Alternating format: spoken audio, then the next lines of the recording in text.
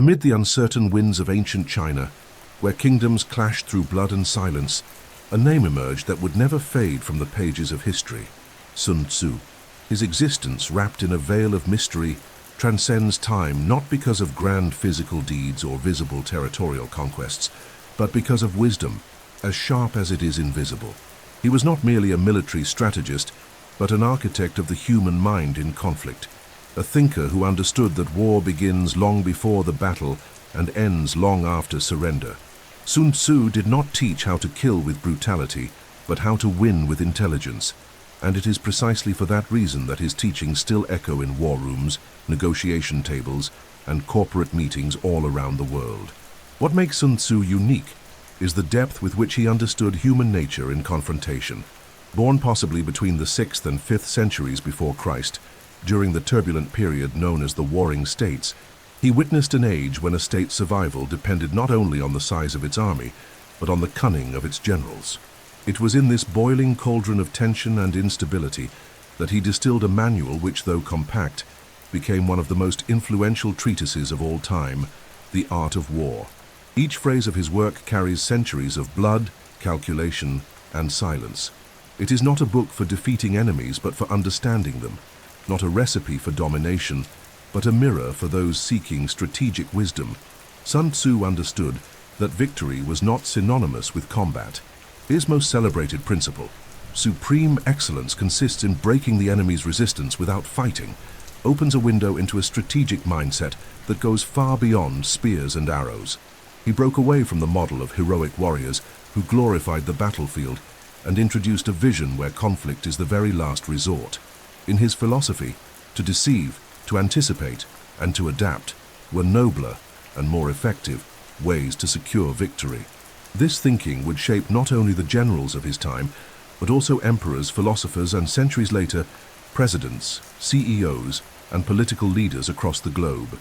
It is curious how The Art of War, although born from a world where death was commonplace and armies clashed across vast blood-soaked plains, still resonates in a modern reality filled with invisible wars.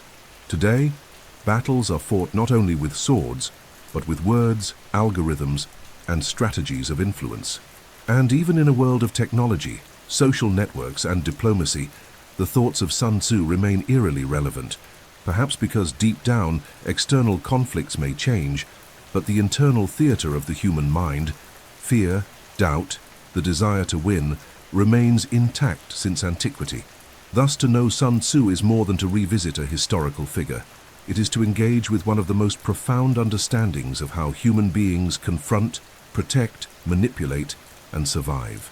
It is to realize that the true battlefield begins in thought, unfolds in decision, and only then echoes in action. In this script, we will cross the deserts and fortresses of ancient China, decipher the 13 chapters that changed history, and reflect on how his words traversed empires, continents, and centuries, because as long as there is conflict, internal or external, the voice of Sun Tzu will continue to whisper tactics into the ears of those who dare to think before acting. To understand Sun Tzu and the birth of his strategic philosophy, it is essential to dive into the turbulent reality that shaped his thinking, the Warring States period.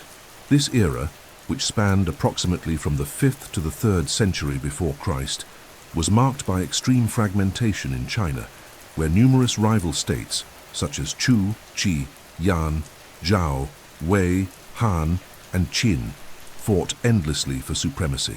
Imperial unity was still a distant dream, and the land was divided by improvised walls, treacherous alliances, and survival strategies.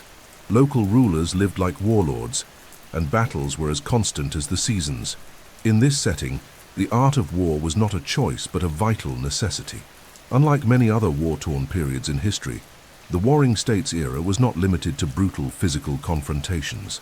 There was a growing sophistication in the way states waged war. Over time, schools of military and diplomatic thought emerged, such as the legalists, the Confucians, and the Taoists. War thus ceased to be merely a matter of force and became a science, an art, and a philosophy. Conflict took shape not only in spears and arrows, but also in intelligence, cunning, and anticipation. In this climate of extreme competition, Sun Tzu emerged as a thinker, capable of uniting theory and practice. observing the common mistakes of impulsive generals and proposing a new approach, one centered on emotional control, precise analysis, and the economy of combat. The state of Wu, where Sun Tzu is believed to have served, was one of many fighting for survival amid the chaos. Located in the southern part of China, Wu had to face stronger and more numerous adversaries. Instead of relying solely on raw military strength, the state needed tactical advantage.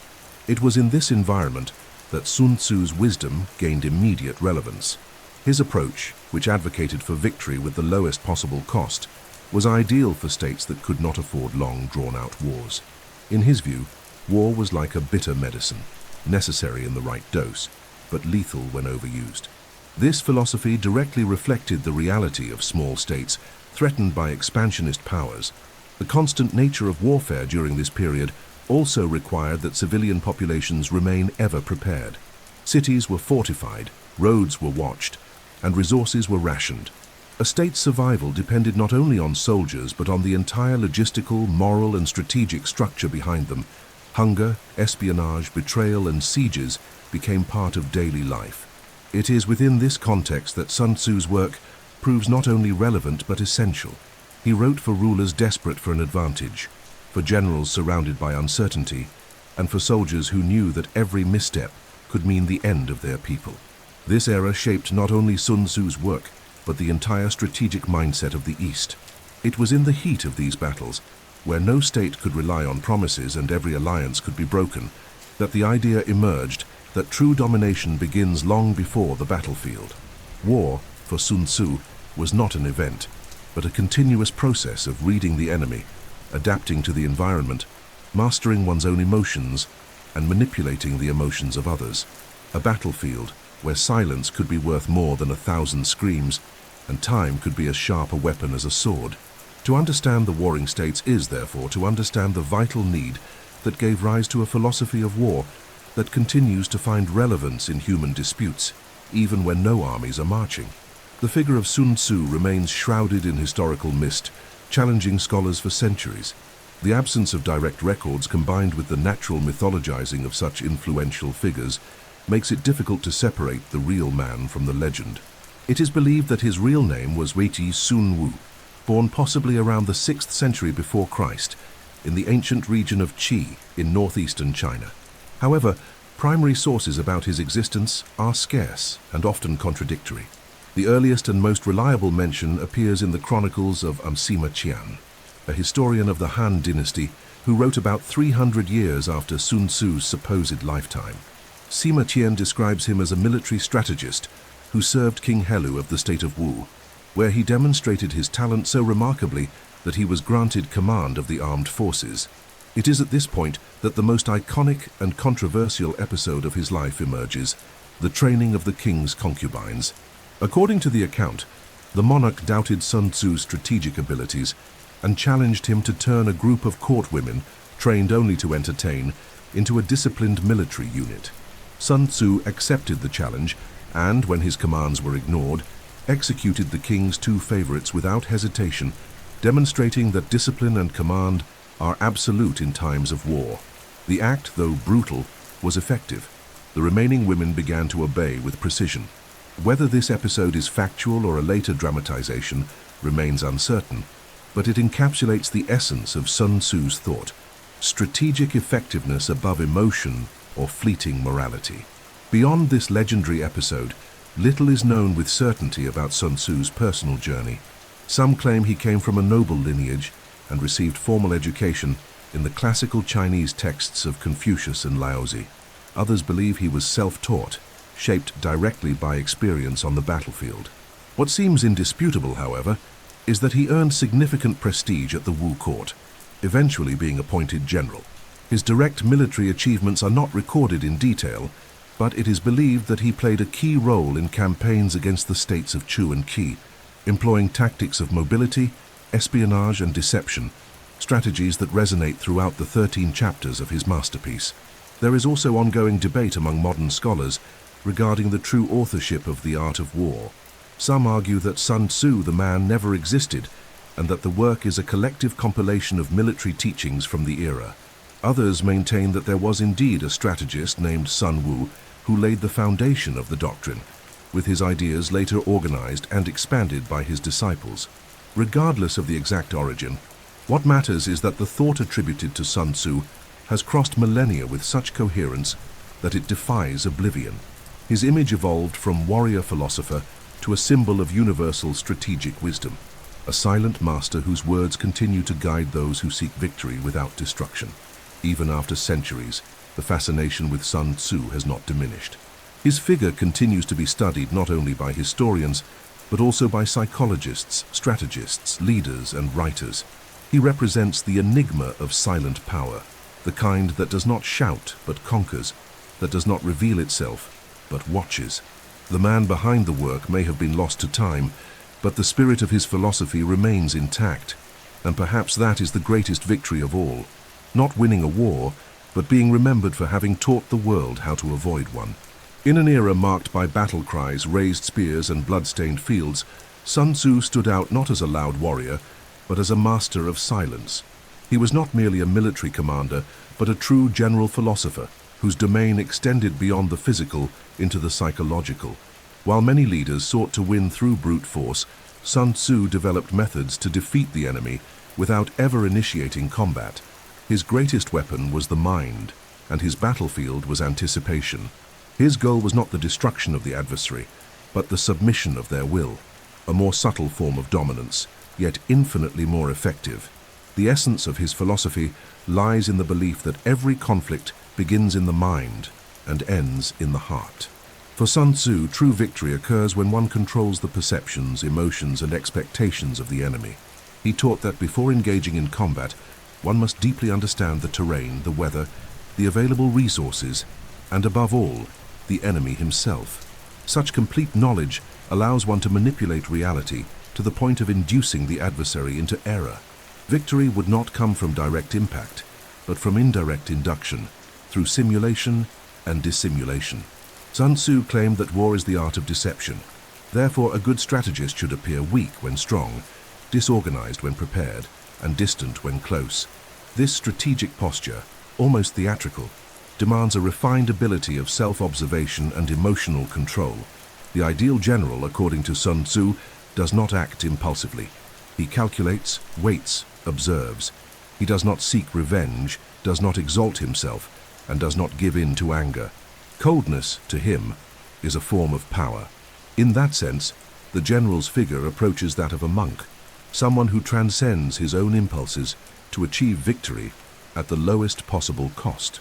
This view was radically different from other military doctrines of the time, which glorified physical bravery and impulsive courage. Sun Tzu proposed the opposite: restraint as superiority, calculation as virtue, and silence as strength. Sun Tzu's philosophy resonates deeply with Taoist thought, especially with the concept of wu weihe, action without effort, the natural and effective movement that flows with reality. To him, the strategist must be like water, adaptable, silent, persistent. Direct assault is seen as a last resort. True victory is achieved with minimal resistance. In assuming this posture, Sun Tzu elevated warfare to an art form, where every decision is a brushstroke, every movement a step in a dance, and every silence a note in the rhythm of victory. The general philosopher, therefore, does not merely command troops, but orchestrates atmospheres, creates illusions, and guides the enemy into their own collapse. This conception of conflict as a mental game turned the art of war into a treatise that transcended time and space. Centuries later, his ideas would be applied in environments that never saw spears or war horses. Negotiation rooms, political campaigns, corporate mergers, diplomatic debates, and even psychological therapies. The figure of the general philosopher, with his serene gaze and surgical words, became the symbol of a new way of dealing with conflict. Not as destruction, but as transformation. Not as noise, but as the surgical precision of silence. The rise of Sun Tzu as a figure of prestige and influence began when he crossed the gates of the court of the state of Wu, one of the many kingdoms struggling for survival and supremacy during the Warring States period. Wu was neither the most powerful nor the most populous of the states, but it was ruled by a pragmatic elite interested in unconventional solutions to threats coming from all directions. It was in this context that Sun Tzu presented his revolutionary vision of warfare to King Helü, an ambitious ruler seeking to transform Wu into a regional power. More than mere words, Sun Tzu offered a military doctrine based on intelligence, adaptability, and anticipation, and that immediately captured the monarch's attention. The encounter between Sun Tzu and King Helü is one of the most emblematic passages of Chinese historical tradition, though wrapped in legend. Wanting to test the strategist's teachings, Helü is said to have asked him to train a group of 100 palace concubines as if they were soldiers. The test, initially seen as a game, or perhaps a political trap, became the perfect showcase for Sun Tzu's principles. By dividing the women into 2 companies and appointing the king's favorite concubines as leaders, he began issuing commands. When faced with initial disobedience, Sun Tzu did not hesitate. He executed the 2 leaders even against the king's protests. In doing so, he demonstrated that strategic success requires clear hierarchy, absolute discipline, and the immediate neutralization of insubordination. This gesture, though drastic, had a profound impact on the court. It not only proved that Sun Tzu stood firmly by his principles, but also made clear that he would not bow to the king's emotional authority. He was a man of doctrine, not flattery. The episode transformed his image. He was no longer just a war theorist, but a master of leadership and command. His influence grew quickly, and he came to play a central role in organizing Wu's armed forces, reformulating strategies, training generals, and advising on military campaigns. The power he wielded was not merely operational, it was psychological. With his presence, Wu adopted a more calculated stance, less impulsive and more oriented toward deterrence. In the years that followed, Sun Tzu took part in decisive campaigns against the state of Chu, Wu's direct rival. It is said that under his guidance, Wu's army achieved strategic victories against larger and better equipped enemies. He did not win through strength alone, but through informational superiority, espionage, disinformation, swift movement, and targeting weak points. Every operation reflected the principles described in his work, showing that the art of war was not a theoretical treatise, but a manual for action, tested and validated on the battlefield. Wu's military success during this period solidified Sun Tzu's prestige as an almost mystical figure, someone capable of seeing conflict before it erupted. At the court of Wu, he was not only respected, he was feared and revered. Ministers saw him as a sharp mind, and even the most experienced generals acknowledged that war had changed with his presence. Sun Tzu's influence extended beyond palace walls and shaped diplomatic relations with neighboring states, which began to fear the invisible cunning behind Wu's plans. By transforming a militarily modest court into a regional power, Sun Tzu proved that the most powerful force of a state is not its number of soldiers, but the strategic clarity of its leaders. Then, as now, those who think before they act define the course of history. Few historical episodes, whether real or mythologized, capture the spirit of a doctrine as precisely as the training of the concubines by Sun Tzu. This story, immortalized by historians of the Han Dynasty, is often seen not merely as a biographical curiosity, but as an emblematic portrait of the philosophical essence of the art of war. According to records, King Helü of the state of Wu wished to test the effectiveness of Sun Tzu's military thought before entrusting him with command of his troops.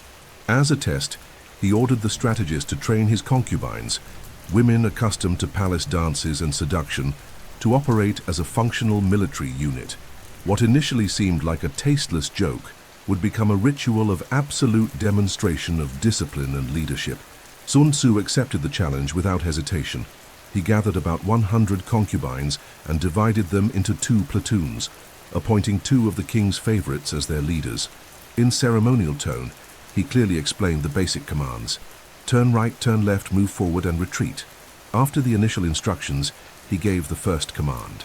But instead of responding with seriousness, the concubines laughed and played. Sun Tzu then stopped the exercise and stated that if the orders had been misunderstood, the fault lay with the commander. He repeated each step, each gesture, and each signal even more clearly. Then he resumed the commands. The laughter persisted. What followed shocked the entire court. Sun Tzu ordered the execution of the 2 leaders, the king's personal favorites, on the spot. The decision caused consternation in the palace. King Helü himself, surprised, tried to intervene, saying that the women were his favorites and he did not wish to see them die. But Sun Tzu responded with coldness and firmness. If the commander has clearly explained the orders and the soldiers still do not obey, the fault lies with the leaders. Since they were appointed by the sovereign, the responsibility for discipline falls upon them. With this justification, he authorized the execution. The act, though cruel by contemporary standards, had an immediate and devastating effect.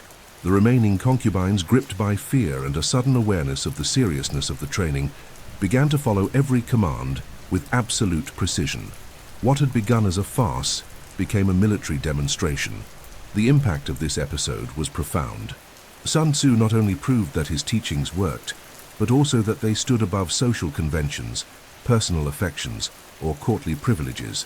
In his view, discipline was the cornerstone of victory. Without it, no army, whether composed of hardened men or delicate concubines, could operate effectively.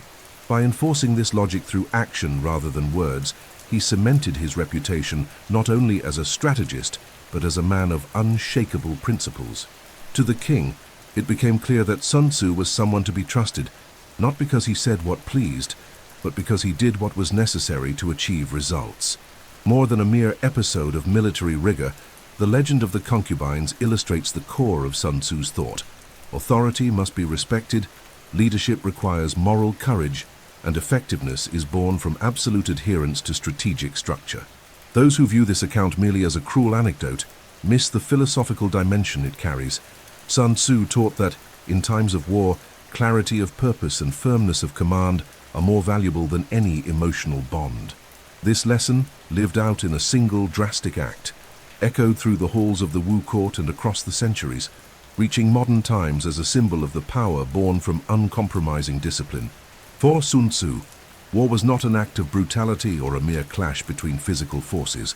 It was an elevated manifestation of the human mind in motion.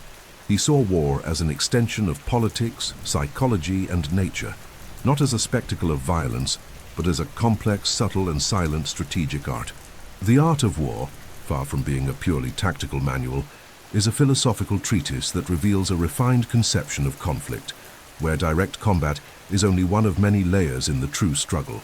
In his view, the most important battle takes place before the first blow, in the form of calculation, planning, observation, and manipulation.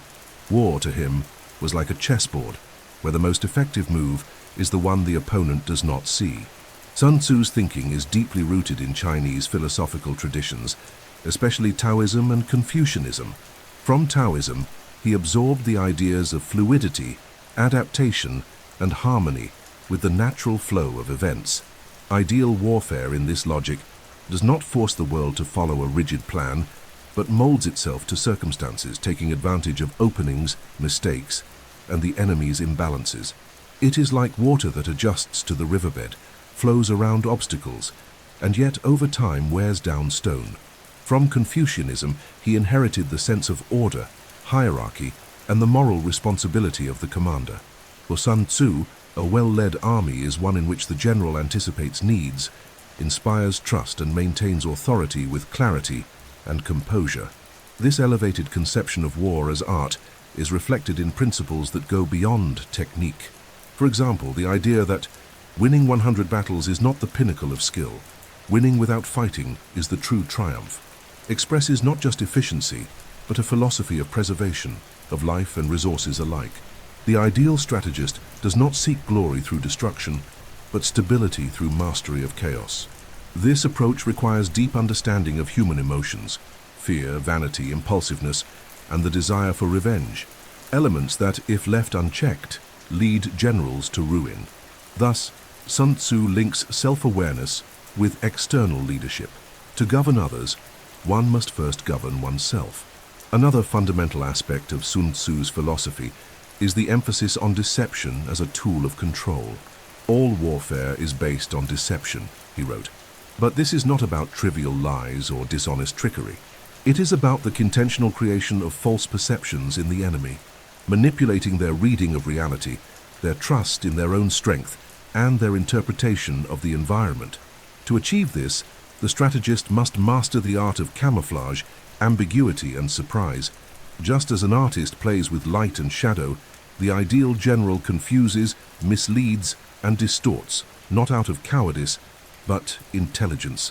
The more the opponent believes they are safe, the more vulnerable they become, and the less expected the strike, the greater its impact. The elevation of strategy to the status of art is also visible in the aesthetics of the language used in The Art of War. Each chapter, each aphorism is written with poetic clarity, almost like philosophical verses. The treatise is concise yet full of meaning. Nothing is said in excess. Nothing is explained more than necessary. This reinforces the idea that the reader must reflect, interpret, and apply. It is a manual that demands as much from the spirit as from the intellect, revealing that war, like art, is composed of sensitivity, intuition, and almost invisible precision. For Sun Tzu, the general is also an artist, one who paints with decisions, sculpts with time, and builds victories through silence and patience. By treating war as an art, Sun Tzu breaks with the merely utilitarian view of conflict. He transforms combat into a field of wisdom, where the true master is not the most violent, but the most aware. In his philosophy, victory does not belong to the strongest, but to the subtlest, the one who thinks ahead, observes better, senses the right moment, and does not give in to the vanity of conquest. Thus, The Art of War is not merely a treatise for military commanders, but a philosophical mirror for anyone facing conflict, internal or external, and wishing to overcome it with elegance, intelligence, and balance. The Art of War, despite its apparent brevity, is a densely structured work, divided into 13 chapters that function as interconnected pillars of a timeless strategic doctrine. Each chapter focuses on a specific aspect of conflict, forming a cohesive system that spans from initial planning to post-victory management. Sun Tzu's conciseness does not compromise depth.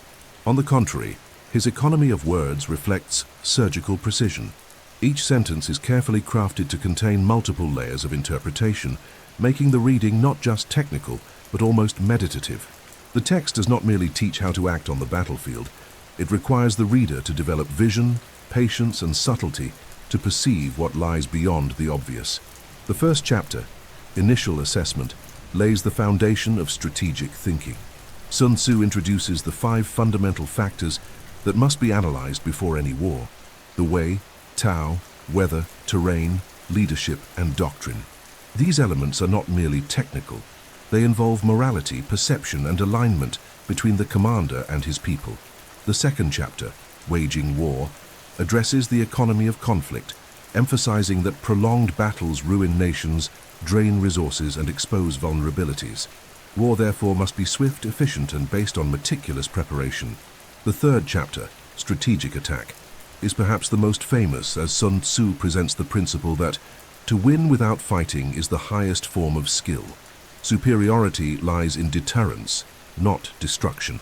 The fourth chapter, Disposition of Forces, delves into the army's internal structure and how its organization defines external advantage.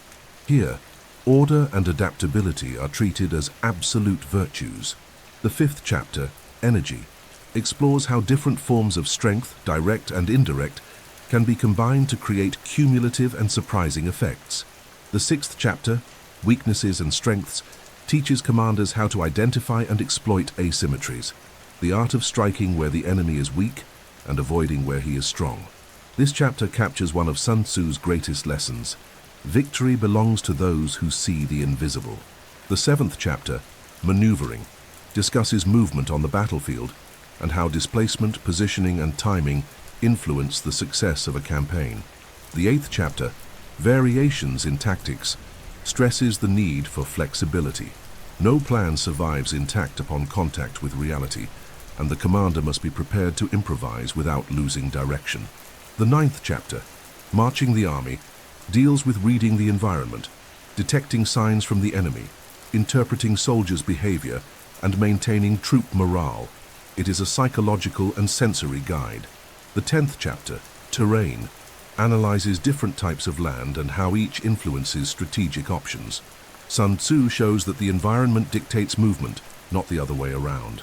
The 11th chapter, The 9 Situations, outlines 9 distinct situations an army may face and teaches how to adapt to each one with intelligence and prudence.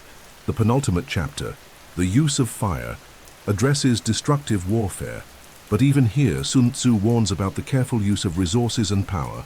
Burning is a last resort, and even then it must be calculated, never driven by anger.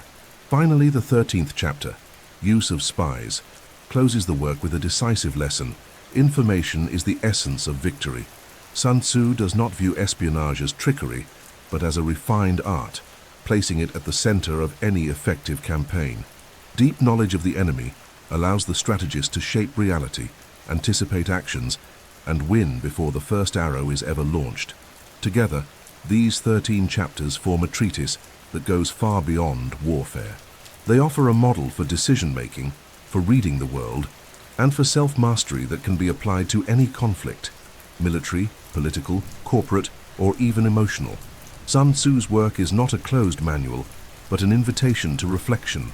Each chapter demands rereading, practice, and strategic humility. Its concise structure hides near infinite depth, as if each line were a mirror for the reader to measure their own leadership, control, and vision. That is why, even after 2 millennia, the art of war continues to be studied, adapted, and revered, not as a book about killing, but as a manual on how to win without destroying. Among all the teachings of the art of war, one stands out as the beating heart of Sun Tzu's philosophy. Supreme excellence consists in breaking the enemy's resistance without fighting. This phrase, simple at first glance, contains the most sophisticated essence of Sun Tzu's strategic thinking. It represents not just a tactic of war, but a complete redefinition of what it means to achieve victory.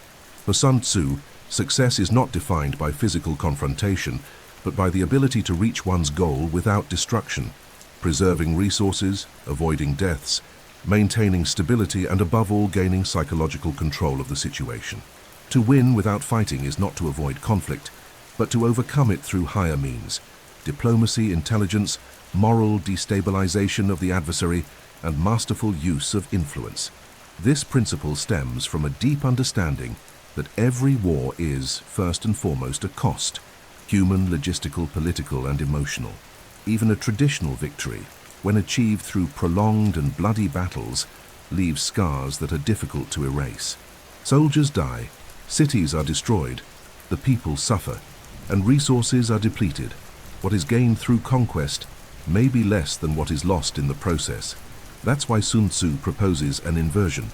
The true strategist must be capable of neutralizing the enemy without ever resorting to weapons, through well-crafted alliances, manipulation of expectations, propaganda, internal division, and even by displaying such overwhelming power that it discourages any reaction. The enemy need not be crushed, but convinced that fighting is not worth the effort. This thinking makes Sun Tzu a forerunner of modern psychological warfare. Instead of attacking the body, he aims for the mind. Instead of confronting directly, he teaches how to weaken the enemy's spirit through fear, doubt, and misinformation. The ideal battle, in his view, is the one in which the opponent surrenders voluntarily, believing he has already been defeated before the first move. This demands not only intelligence but sensitivity, timing, strategic patience, and emotional mastery. Fighting, therefore, is the last resort, reserved only when all other forms of control have failed. And even then, the fight must be swift, precise, and cause the least possible damage. There is a profound elegance in this principle. It does not promote cowardice or passivity, but the wisdom of one who understands that true power lies not in destruction, but in the subtle and silent mastery of a situation. Sun Tzu valued self-control as the primary weapon. He believed that a leader who knows himself and his enemy can win 1,000 battles without ever being surprised. This mutual understanding eliminates risk, and by eliminating risk, the need for combat drastically diminishes. Victory becomes inevitable, not by the imposition of force, but by the absence of resistance, a mental, moral, and structural triumph. This is why his work has become not only a treatise on war, but a guide for life, where every conflict can be avoided through intelligence and sensitivity. In the modern world, this philosophy is widely applied in areas where competition is not waged with weapons, but with words, ideas, influence, and strategic decisions. Business leaders use the art of war to navigate market rivalry, negotiators to diffuse tensions, political figures to prevent crises, and even therapists to help individuals confront their internal struggles with calm.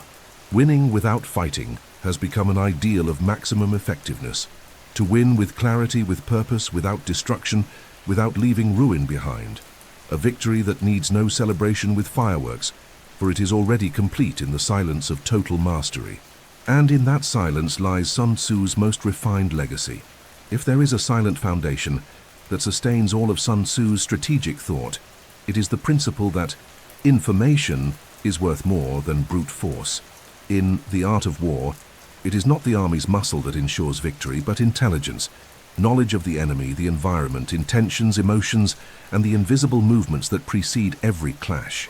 For Sun Tzu, a blind army, no matter how large, is doomed to fail. But a well-informed commander, even with limited resources, can defeat the mightiest foe.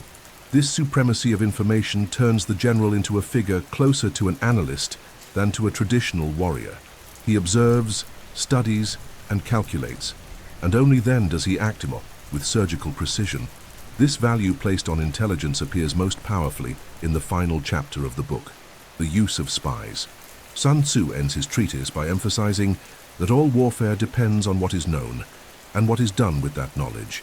He classifies 5 types of spies: local, inside, converted, expendable, and surviving, each with a specific role in gathering and manipulating data. This categorization reveals the sophistication of his thinking. He did not view espionage as a tactical accessory, but as the vital core of invisible victory. A well-informed army strikes where the enemy is weak, avoids where he is strong, and deceives with clarity. Strength without intelligence becomes waste. Intelligence alone can be disguised strength. For Sun Tzu, knowing the enemy is an act of preemptive domination. Knowing where he is, how he thinks, how his command is structured, what his morale is, and what his emotional and logistical weaknesses are, all this makes it possible to win even before the troops are mobilized. And most remarkably, he applies this same reasoning to the need for self-knowledge. The famous maxim, "Know your enemy and know yourself, and in 100 battles you will never be defeated," is more than military advice. It is a philosophical principle suggesting that power is born of clarity. It is not enough to know what the other will do. One must know how we will react, what our blind spots are, our vulnerabilities, our vanity, and impulsiveness. Informational superiority also implies knowing how to conceal the truth. In various passages, Sun Tzu advises the strategist to disguise intentions, confuse the enemy, change appearances and rhythm, and never reveal real plans. This relationship between knowledge and concealment creates a game of layers. The more the commander knows, the more he can deceive. And the more he deceives, the more he controls the battlefield. War thus becomes a board of manipulated perceptions, where force appears only as the final move, the checkmate. That's why, even in contexts where violence is inevitable, Sun Tzu teaches that it must come after complete information control, and never before. This principle of the supremacy of intelligence resonated deeply through the centuries. In modern times, it has been rediscovered and fervently applied by intelligence services, militaries, corporations, and even political campaigns. Great powers have learned that whoever controls data controls the narrative, and whoever controls the narrative controls the other's actions. In the corporate world, CEOs and strategists use Sun Tzu's teachings to map competitors, predict trends, dodge threats, and seize opportunities with minimal exposure. In politics, leaders apply his ideas to control crises and navigate alliances. In technology, the war is digital, but the principles remain the same. Win through intelligence, not force. Brute force may impress, but it is fleeting. Intelligence, on the other hand, shapes the field before a single step is taken. That is Sun Tzu's true lesson. The ideal general is not the one shouting commands with a sword in hand, but the one who knows when not to act, when not to react, and when not to reveal himself. In times of noise and impulsiveness, that silent wisdom remains the most powerful weapon of all. Amid the philosophical fluidity of the art of war, Sun Tzu grounds his doctrine on 4 technical pillars that function as the backbone of any successful campaign: espionage, climate, terrain, and deception. Each of these elements, though practical at first glance, carries a strategic depth that transcends the battlefield. They are variables the wise commander must master, with the same finesse a musician masters their instrument, adjusting each detail, interpreting every nuance, anticipating every dissonance. Sun Tzu doesn't merely mention these factors, he elevates them to the status of universal principles. Without a full understanding of them, any attempt at victory becomes a leap in the dark. Espionage, as previously seen, is not merely data collection, but an articulated system of observation and influence. Sun Tzu defines spies as the eyes of the army, and without them, the army is strategically blind. He divides secret agents into 5 categories, each with a precise function: local spies, who operate among the enemy population; inward spies, infiltrated into the upper echelons; converted spies, who defect from the enemy; doomed spies, used to spread deliberate misinformation; and goon surviving spies, who return with crucial insights. This classification reveals that espionage is not just about knowing, but about acting silently upon the enemy's knowledge, reshaping their perception until they move exactly as the strategist intends. The second pillar, climate, refers not just to weather conditions, but to time as a strategic factor. Sun Tzu teaches that the commander must consider the seasons, winds, rainfall, and visibility, as all these profoundly affect the efficiency of troops, cavalry, and supply lines. More than a natural phenomenon, climate is an ally or an enemy, and the wise general learns to wait for the right moment. A campaign launched in fog may favor surprise. An offensive under intense heat may exhaust unprepared soldiers. Thus, climate is not an obstacle, but a tool to be used wisely. Mastering time is mastering the tempo of conflict, and whoever dictates the tempo dictates the outcome. The third pillar is terrain, understood here in its broadest sense: physical geography, relative position, natural obstacles, and even the psychological impact of space. Sun Tzu dedicates entire chapters to this subject, classifying terrain into types: accessible, deceptive, perilous, narrow, difficult, surrounded, dispersed. Each type demands a specific conduct. To know the terrain is to know where victory is won or lost, where to attack or retreat. It also means recognizing how the environment can be turned to advantage, hiding troops in hills, ambushing in forests, or restricting enemy movement in tight valleys. An army that ignores terrain exposes itself to disaster, while one that masters it can win even when outnumbered. Finally, Sesti, deception is the invisible thread that weaves together the other pillars. It is both tactic and philosophy. For Sun Tzu, deception is not betrayal. It is redrawing the perception of reality to control the enemy without direct confrontation. This deception can take subtle forms, displaying false troops, simulating weakness, creating distractions in one area while striking in another. It can also be psychological, showing despair while remaining calm, appearing scattered while fully focused. Deception, therefore, is more than trickery. It is a method of shaping the enemy's behavior without force. And, as he famously states, war is the art of deception. Mastering this principle requires sensitivity, self-control, and deep knowledge of the adversary. These 4 pillars, espionage, climate, terrain, and deception, do not operate in isolation. They intertwine like gears in an invisible clock. Espionage depends on climate and terrain to operate discreetly. Deception needs terrain and intelligence to be effective. Climate can be used to enhance deception. Each element reinforces the others, and together they compose what Sun Tzu calls invisible strategic superiority. He who masters these factors controls the field without being seen, wins battles before they begin, and shapes outcomes without violence. This is why the art of war is not merely a treatise on conflict, but a manual on how to command the invisible until it becomes inevitable. After its initial composition and dissemination, the art of war quickly transcended the confines of the Wu court and began to influence the real conflicts that shook China during the late Warring States period. In an era when battles shaped borders and sealed the fate of entire states, Sun Tzu's teachings offered something unprecedented, a structured model of strategy applicable to any military reality, regardless of the size or strength of the army. While many generals relied on brute force or the courage of their soldiers, those who studied his work began to prioritize calculation, reading the adversary, and the careful use of information, thereby changing the way war was conducted in Chinese territory. One of the earliest concrete reflections of Sun Tzu's influence can be seen in the doctrinal reform of the armies of the states of Qi and Wei, which sought to incorporate principles of mobility, surprise, and espionage into their campaigns. In contrast to rigid traditional formations, these new approaches became more flexible and adaptive, exploring tactical variations according to terrain and weather, exactly as recommended by Sun Tzu.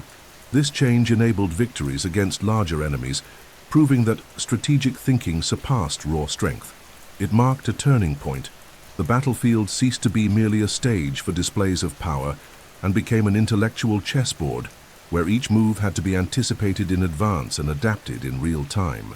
Another clear example of the application of Sun Tzu's teachings was observed in the state of Qin, which would later unify China.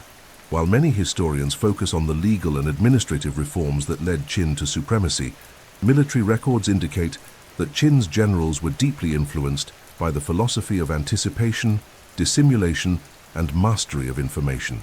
The effectiveness of Qin's troops in penetrating fortified areas, launching unpredictable attacks, and destabilizing enemy morale demonstrates the direct use of Sun Tzu tactics. Qin's victory over its rivals was not merely the result of military might, but of a systematic use of strategy as a behavioral science and the art of territorial manipulation. Even more impressive is the fact that the art of war became an unofficial military training manual. In several Chinese kingdoms over the following centuries, it was studied in war academies, analyzed by political advisors, and quoted in diplomatic meetings as a source of strategic authority. The ideal general became one who embodied the virtues advocated by Sun Tzu: self-control, clarity of intent, command of timing and information, and a rejection of unnecessary violence. This cultural shift elevated warfare from a chaotic and instinctive practice to a moral science, where success was defined by economy of means and preservation of life, not merely by the enemy's destruction. It is also noteworthy that the immediate impact of the work was not limited to the military sphere. The art of war began to be consulted in political and administrative contexts as well. Rulers started to use the treatise's principles to resolve internal disputes, consolidate power, and neutralize rivals within their own courts. The idea of winning without fighting became a motto not only for the battlefield but for domestic politics, influence games, and disputes among noble families. The Sun Tzu doctrine began to inform decisions of state, alliance strategies, and even methods of population control, demonstrating that its applicability was far broader than initially imagined. The immediate impact of Sun Tzu's work on Chinese warfare, therefore, was both practical and symbolic. Practical because his tactics were directly incorporated into military campaigns that redrew China's map. And symbolic because he changed the image of power. From imposing force to silent intelligence, a new type of leadership emerged from his teachings, one that did not need to shout, but ruled with a watchful gaze, careful listening, and invisible action. This transformation still resonates in contemporary power structures, making The Art of War a work that, even in its initial impact, already announced its own immortality. Although they lived in close historical periods and shared the same civilizational backdrop of ancient China, Sun Tzu and Confucius represent two distinct and profoundly complementary poles of classical Chinese thought.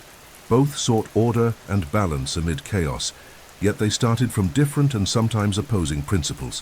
While Confucius looked inward, advocating moral harmony among individuals, Sun Tzu looked outward, toward a world in tension, where conflict was inevitable and survival required strategic intelligence. Confucius sought to shape virtuous men, Sun Tzu, effective commanders, and yet the two intersect in their recognition that stability can only be achieved by those who deeply understand human nature. For Confucius, the key to a just society lay in the practice of virtues: benevolence, ren; righteousness, wai; ritual, lai; wisdom, ji; and loyalty, zin. He believed that leaders should be moral role models, guiding their subjects through example and respect for tradition. Social order emerged from ethical self-regulation, and good governance was that which avoided coercion and fostered morality. For Sun Tzu, however, the most important virtue was silent effectiveness. He did not dismiss morality, but subordinated it to strategic victory. In his view, war was a necessary evil that required coldness, deception, and dissimulation. His ideal general was one who could master himself in order to dominate others, even if it required morally ambiguous decisions. This tension between ethics and strategy creates a fascinating contrast. Confucius would likely reject the use of deception and emotional manipulation as legitimate tools. To him, transparency and righteousness were not only desirable but essential to good leadership. Sun Tzu, on the other hand, taught that the art of deception is a battlefield virtue, and that victory without fighting, achieved through cunning and foresight, is morally superior to prolonged and destructive war. In his logic, illusion is, paradoxically, more ethical than violence. By deceiving, blood is spared. By confusing the enemy, confrontation is avoided. This pragmatic reasoning reframes the very concept of ethics. What appears dishonest may, in the end, be the most humane path. Despite their contrasts, there are points of convergence between the two thinkers. Both recognize the importance of self-knowledge, self-control, and discipline as the foundation for effective action. Confucius believed that a ruler should cultivate himself before attempting to govern others. Sun Tzu shared this idea, but with a practical application. An impulsive general, driven by anger or vanity, is doomed to fail. Both also saw power as an art of influence, whether through moral authority in Confucius' case, or through psychological dominance in Sun Tzu's. More deeply, both valued order as the antidote to chaos, though they took different paths to achieve it. Historically, their doctrines coexisted and shaped not only China's military and political culture, but also everyday life. In imperial courts, many advisors were trained in both Confucian virtues and Sun Tzu's strategies. Ethics and cunning walked hand in hand, each becoming necessary depending on the scenario. In times of peace, Confucianism prevailed. In times of war, Sun Tzu's thought emerged. This alternation was not seen as contradiction, but as contextual adaptation, reflecting the Eastern wisdom that dogmatic rigidity may be more dangerous than strategic change. Today, this duality between Sun Tzu and Confucius remains alive in many spheres. In corporate environments, for instance, leaders seek a balance between ethical integrity and strategic agility. In politics, difficult decisions often require weighing moral values against pragmatic realism. The coexistence of both philosophies reminds us that well-exercised power lies not in force or virtue alone, but in the ability to switch between the two according to the challenge. In their differences, Sun Tzu and Confucius do not cancel each other out. They complete each other. One teaches how to live in harmony, the other how to survive conflict. And together, they map what it means to lead in an imperfect world. The journey of the art of war through the centuries is as remarkable as its content. Born in a tumultuous period of Chinese history, Sun Tzu's treatise could easily have been forgotten amidst dynastic changes, civil wars, and the destruction of entire libraries. Yet defying the fate of countless other ancient works, the art of war not only survived, it expanded, crossing generations, languages, continents, and spheres of application. Its permanence is no accident, but a reflection of the extraordinary ability of its teachings to adapt to distinct historical, cultural, and strategic contexts, all without losing their essential clarity. During the Han Dynasty, 3rd century before Christ to 3rd century after Christ, the art of war was elevated to the status of a military classic, studied by imperial commanders and advisors. The historian Sima Qian, one of the first to mention Sun Tzu directly, helped solidify his historical image.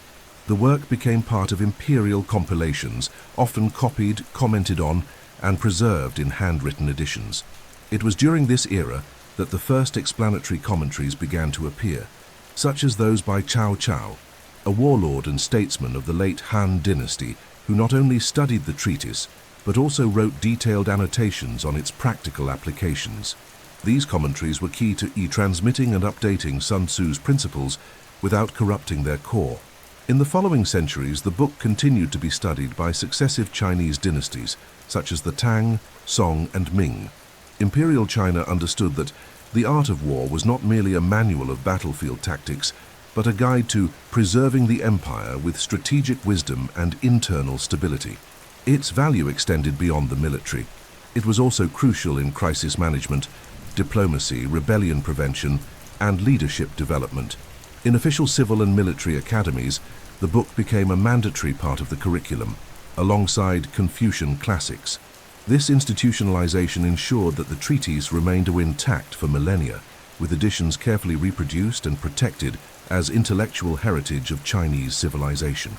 Over time, the art of war also crossed cultural borders within the East. In feudal Japan, the treatise was adopted by samurai, generals, and daimyo, landowners, who saw in its pages a powerful synthesis of military efficiency and spiritual self-control.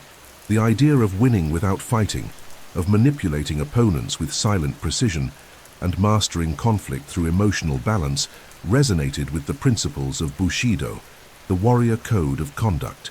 Many swordmasters, strategists, and warrior monks in Japan reinterpreted Sun Tzu through a Zen lens, reinforcing the belief that true mastery begins with the mind.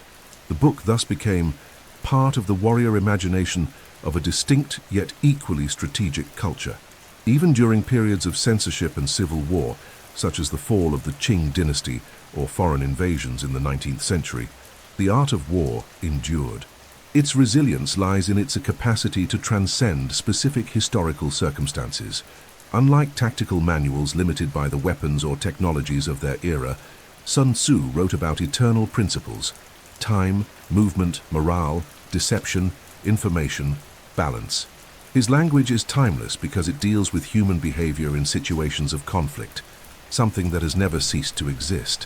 For that reason, the work survived even when libraries burned, kingdoms crumbled, and entire doctrines vanished from history. In the 20th century, with the global expansion of literature and translation, the art of war was rediscovered by the West. English, French, Russian, and Spanish editions began to circulate, drawing the interest of not only military professionals, but also politicians, business leaders, and scholars of human behavior. The clarity of its principles, combined with their brevity and depth, gave the book new life in unexpected fields. Since then, it has found a place on executive bookshelves, in classrooms, leadership courses, and even philosophical debates. Its survival, therefore, has been not only physical but conceptual and symbolic, a book that never ages because it adapts to the spirit of the times. Thus, The Art of War has become more than a military classic. It has become a living organism, a text that reshapes itself with each generation while preserving its core message, that true power lies in knowing when not to fight, in predicting before acting, and in mastering without destroying. And it is this ability to teach the invisible that ensures Sun Tzu's work a place not only in history, but in the eternal thought of humanity. The permanence and elevation of The Art of War to the status of a sacred strategic text did not occur by chance. It was consolidated especially during two of the most brilliant periods in Chinese history, the Han and Tang dynasties. Both eras were marked by expansion, relative stability, and intellectual refinement, during which knowledge began to be organized, preserved, and transmitted with reverence and method. It was within this fertile environment that Sun Tzu's thought ceased to be merely a war manual and was canonized as a cornerstone of state wisdom, taking its place alongside Confucian classics and imperial administrative texts. This canonization ensured not only the work's survival, but its multiplication as a reference for study, consultation, and power. During the Han dynasty, 206 before Christ to 220 after Christ, the unification of China under a centralized system required the standardization of both military and civil knowledge. The imperial court of Han established academies and libraries where fundamental texts were hand-copied, protected, and distributed to regional governors. The Art of War was included in this select collection by military advisors who saw in the work a rare balance between action and restraint, ideal for guiding a civilization seeking to consolidate its empire with minimal resistance. The commentary by General Cao Caote, written centuries later during the Han period, became a landmark. He not only preserved the original text, but also had interpreted its application for the real conflicts of his time, adding a new layer of depth to Sun Tzu's thinking. In the Tang dynasty, 618 to 907, often considered the cultural apex of imperial China, the art of war reached an even higher level of prestige. The Tang period was marked by unprecedented artistic, scientific and military flourishing, and the Emperor Sisei, Taizong, a strategist admired for his intelligence and moderation, made it a point to incorporate Sun Tzu's teachings into the training of imperial officers. Under his reign, the book began to be studied in imperial examinations and cited in political decisions, extending its application beyond the battlefield. At that moment, strategy ceased to be the sole domain of generals and became a statewide skill, useful for managing borders, quelling rebellions, administering governance, and conducting international diplomacy. Furthermore, during the Tang dynasty, broader military compendiums began to emerge, incorporating the art of war as a foundational text. Works such as the 7 military classics, officially compiled in the later Song dynasty, had their roots in this Tang-era impulse to systematize strategic knowledge. The art of war was placed at the center of this canon, studied alongside other texts by authors like Wu Qi and Wei Liaozi. Yet even among these works, Sun Tzu's text remained the most enigmatic and essential. Its brevity, depth, and universal applicability made it the foundation upon which the other authors built. Not as a rival, but as the original master of warfare, as rational thought. The canonization of Sun Tzu's thought during the Han and Tang dynasties is also reflected in how it began to be quoted and applied in real decisions. Emperors began referencing the treatise in public audiences, generals structured their reports around the work's concepts, and military monks interpreted its teachings through the lenses of Taoism and Buddhism, connecting them to the idea of cosmic harmony and efficient nonviolence. In this way, the art of war gained by both spiritual and administrative legitimacy, becoming embedded in the Chinese collective imagination not merely as a war text, but as wisdom applicable to life at all levels. This transition of Sun Tzu's work from tactical manual to imperial classic was no mere formality. It was the result of centuries of successful application, adapted interpretation, and continuous use in times of both war and peace. During the Han and Tang dynasties, the art of war became not just a surviving text, but a symbol of the continuity of Chinese civilization itself, a bridge between the turbulent past of the warring states and the ideal of an empire guided by strategic reason. From that moment forward, anyone seeking to understand power in China, whether a soldier, advisor, emperor, or foreign enemy, would sooner or later have to confront the sharp, silent pages of Sun Tzu's masterpiece. The work of Sun Tzu, established as an essential strategic text during the Han and Tang dynasties, found renewed life and practical depth in the centuries that followed, especially during the Asian Middle Ages. From the 10th century onward, the art of war ceased to be merely a treatise studied in academies and began directly shaping troop movements, campaign architecture, and even the warrior culture in regions as varied as the fragmented China of the Song dynasty and the feudal Japan ruled by samurai clans. Sun Tzu's thinking, with its emphasis on foresight, deception, adaptability, and psychological mastery, became especially valuable in an era where warfare was constant and the survival of entire states depended more on cunning than on brute strength. In medieval China, particularly under the Song, 960–1279, and Yuan, 1271–1368 dynasties, the text remained a guide not only for field generals, but also for bureaucrats and diplomats. The growing complexity of conflicts, which now involved coalitions of states, northern nomadic threats such as the Khitan and the Mongols, and internal intrigues, demanded a more fluid mindset than ever before. Sun Tzu fit this new chessboard perfectly. During the Song dynasty, for example, the Chinese empire struggled to maintain its territorial integrity against northern kingdoms. Rather than engage in direct confrontations, many strategists began applying the principle of winning without fighting, embracing diplomacy, espionage, and indirect campaigns as the main weapons of state defense. With the Mongol invasion and the founding of the Yuan dynasty, the foreign conquerors themselves absorbed Chinese classics to consolidate their rule. Though Mongol generals were known for their brutality and battlefield mobility, they came to respect and even integrate Sun Tzu's principles as they governed vast multicultural regions. The art of war became a tool, not only to conquer, but also to govern and pacify. The balance between force and intelligence became a practical necessity, not merely a moral choice.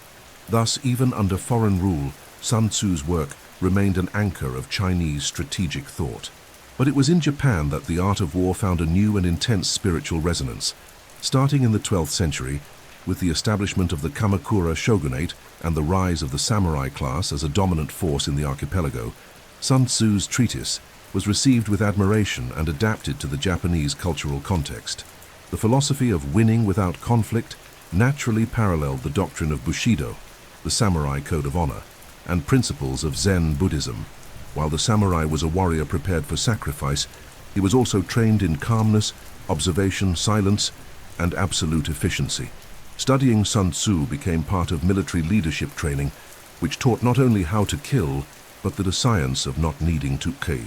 Several daimyo warlords during the Sengoku period, a time marked by near-constant clan warfare, used the art of war as a foundation for their decisions. The legendary Japanese general Takeda Shingen, for example, was known for applying indirect, deceptive, and adaptive tactics that clearly reflected Sun Tzu's doctrine. His attacks were calculated, his defenses fluid, and his campaigns relied more on reading the enemy than on overt displays of power. Later, during the Edo period, when Japan entered relative peace under the Tokugawa shogunate, the art of war was reinterpreted not as a combat manual, but as a treatise on governance, self-control, and the maintenance of order, becoming a moral and philosophical code for administrators and masters of ceremony. This process of absorption and adaptation shows that Sun Tzu's power lies not only in his battle formulas, but in his cultural elasticity. He offers principles that can be reconfigured without losing their validity, whether in a bureaucratic empire or a warrior clan, on the battlefield or in a council chamber. In medieval China and Japan, his work shaped mindsets, forged silent victories, and taught that the true leader is one who acts before being seen, who wins before being challenged, and who builds stability without the permanent imposition of force. Thus, throughout the East Asian Middle Ages, the art of war was not merely preserved, it was reinterpreted, refined, and applied as a manual of survival and strategic excellence. In every army that marched, every war council convened, and every peace treaty drafted, the mark of Sun Tzu's thought was present, visibly or invisibly, a thought that, crafted in ink and silence, continued to command armies without wielding a sword. For centuries, the art of war remained confined to the intellectual universe of East Asia, respected and practiced by emperors, generals, and philosophers in China, Japan, and Korea. Its concise language, deep symbolism, and tactical logic were read and reread within closed circles of power. However, all of that began to change drastically starting in the 18th century, when the first more systematic contacts between the West and the Eastern world opened the way for Sun Tzu's rediscovery by entirely different cultures. And it was precisely at this crossroads of worlds, between gunpowder and paper, merchant ships and ancient manuscripts, that the art of war began its second life, that of a global classic. The starting point of this transition was the first European translation of the work, completed in French by Jean-Joseph Marie Amiot, a Jesuit missionary based in China in 1772. Amiot, impressed by the depth and clarity of the text, translated the treatise and sent it to France, where it was published as part of a series of studies on Chinese culture. The reception was immediate among Enlightenment intellectuals and military thinkers, who saw in the text a philosophy of war far superior to the traditional Western aggressiveness. The work reached the hands of thinkers such as Voltaire and Montesquieu, and began to be cited as an example of how strategy could be guided by reason, not brutality. For the first time, the West encountered the idea of winning without fighting as a legitimate form of conquest. In the following centuries, the French translation opened the doors to other versions, especially in English, German, and Russian. With the expansion of diplomatic missions, military academies, and Western academic curiosity about Eastern texts, the art of war began appearing in the libraries of European military schools, especially after the Napoleonic Wars. Although Napoleon Bonaparte never read Sun Tzu directly, many of his principles, such as swift attacks, adapting to terrain, and surprising the enemy, would later echo strategies interpreted through the lens of the ancient Chinese text. In the 19th century, amid imperial conflicts, civil wars, and revolutions, Sun Tzu's thought gained ground as a sophisticated alternative to the dominant models of total war in Europe. It was in the 20th century, however, that the work's diffusion reached a new level. During World War II, military commanders and analysts began to study Sun Tzu as a complementary source to classical Western doctrines such as those of Clausewitz. Unlike Clausewitz, who saw war as a direct extension of politics through violence, Sun Tzu offered a model of restraint, anticipation, and surgical precision. His principles began to be taught in military academies in the United States and the United Kingdom. With the onset of the Cold War, the art of war became required reading among intelligence analysts and political strategists. The logic of war without combat fit perfectly with the geopolitical landscape of nuclear deterrence and superpower espionage. Sun Tzu was read in bunkers, universities, presidential offices, and intelligence agencies. With the rise of globalization, the book gained accessible versions in dozens of languages. Its maxims began to appear in entirely new contexts: boardrooms, self-help books, motivational speeches, and leadership manuals. In the business world, especially from the 1980s onward, executives embraced the treatise as a guide for corporate competition. Phrases like "know your enemy," "strategic positioning," and "winning without confrontation" were applied in market negotiations, corporate mergers, advertising campaigns, and product launches. From a military treatise, The Art of War came to be seen as a universal code for winning in any arena. From the stock market to election campaigns, the modern impact of the work in the West also manifests in popular culture. Films, series, games, and novels began to incorporate phrases and strategies directly inspired by Sun Tzu. Characters such as mobsters, hackers, politicians, and fictional generals are often portrayed as devoted readers of the text, reinforcing its aura of superior strategic wisdom. In universities and business schools, the book is studied alongside works like Machiavelli's The Prince, Plato's The Republic, and Aristotle's Politics. The West ultimately not only adopted the art of war, it revered it, adapted it, and transformed it into a mirror in which it sees its own invisible battles. Thus, the encounter between Sun Tzu and the West was not merely a textual translation process, but a fusion of mental paradigms. Cartesian thinking met Eastern intuition, linear logic met strategic circularity, the culture of brute force met the wisdom of elegant deception. And in that silent dialogue between civilizations, the art of war proved that true power belongs not to one culture, but to all those who can see, anticipate, and act before anyone notices, until it's too late. As the art of war slowly made its way into Western libraries and academies, it encountered both parallels and clashes with the great names of European strategy. Two of the most influential military thinkers and commanders in the history of the continent, Napoleon Bonaparte and Karl von Clausewitz, became directly or indirectly points of contact with Sun Tzu's doctrine. Although Napoleon never had direct access to Sun Tzu's treatise, which would only be widely translated into European languages decades after his death, many contemporary scholars recognize in the French emperor's command style surprisingly aligned traces with the principles of the Chinese master. Clausewitz, his critic and theoretical successor, would represent the philosophical counterpoint, a Western view of war as rationalized brute force, in contrast with the subtle strategy of the East. Napoleon, with his incredible ability for rapid movement, use of terrain to his advantage, and lightning attacks against slower armies, was precisely the type of commander that Sun Tzu would admire. His Italian campaign, for instance, was marked by successive indirect maneuvers, disorienting the enemy and achieving victory without the need for prolonged frontal confrontations. The famous Battle of Austerlitz, considered one of the greatest military masterpieces of all time, was won more through illusion than force. Napoleon feigned weakness, lured the Austro-Russian allies into the center, and then enveloped them from the flanks. This is a literal application of Sun Tzu's doctrine: appear weak when you are strong, and strike where the enemy does not expect. Even though he never read Sun Tzu, Napoleon intuitively embodied many of his essential teachings. Clausewitz, on the other hand, the Prussian general and author of the monumental On War, Vom Kriege, represents a more systematic, almost scientific approach to war as a social and political phenomenon. For him, war is the continuation of politics by other means, and must be understood within a dialectical structure of forces, morale, friction, and will.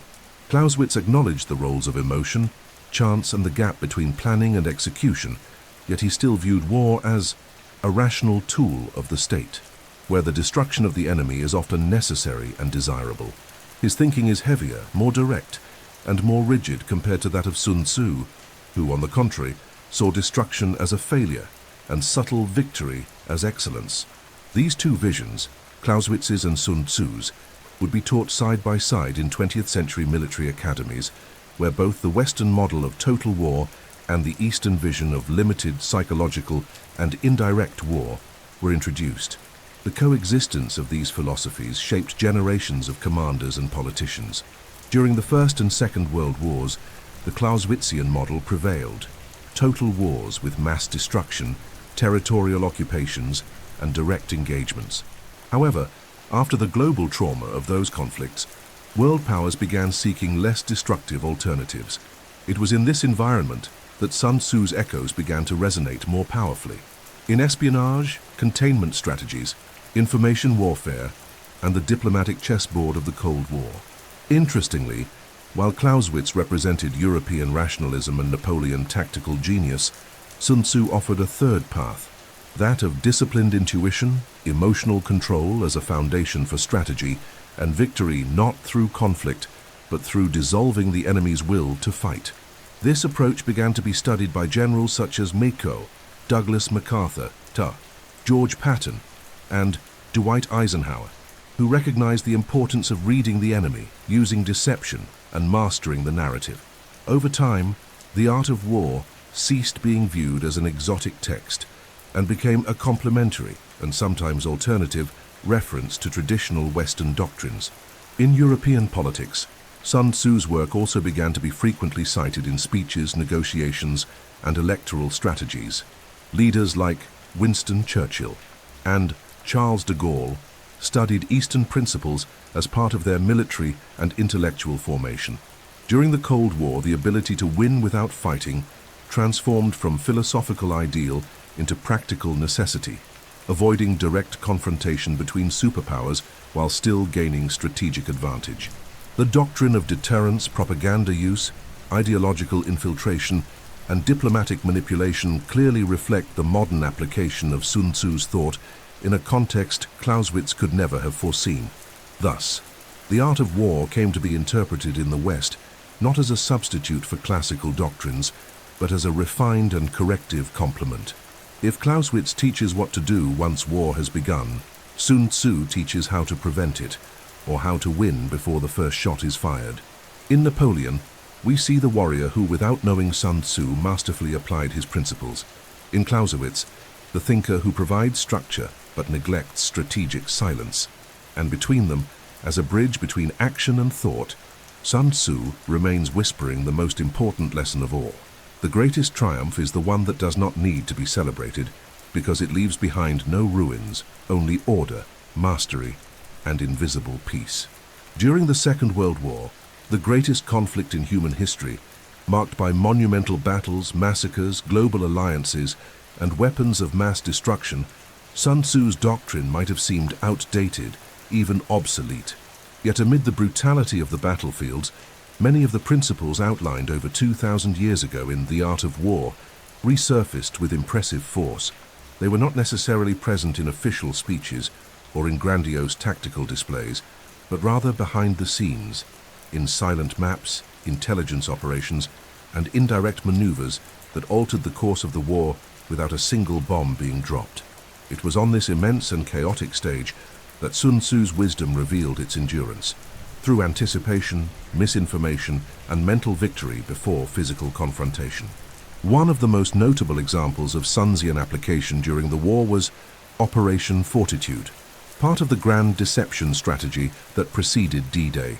The Allies created a completely fictional army, with inflatable tanks, fake radio transmissions, and deliberately planted information to convince the Germans that the main invasion would occur at Pas-de-Calais, not Normandy. The result was devastating. Hitler reinforced defenses in the wrong place, while the real forces landed where he least expected. This action directly reflected Sun Tzu's principle: when you are near, make it seem you are far. When you are far, make it seem you are near.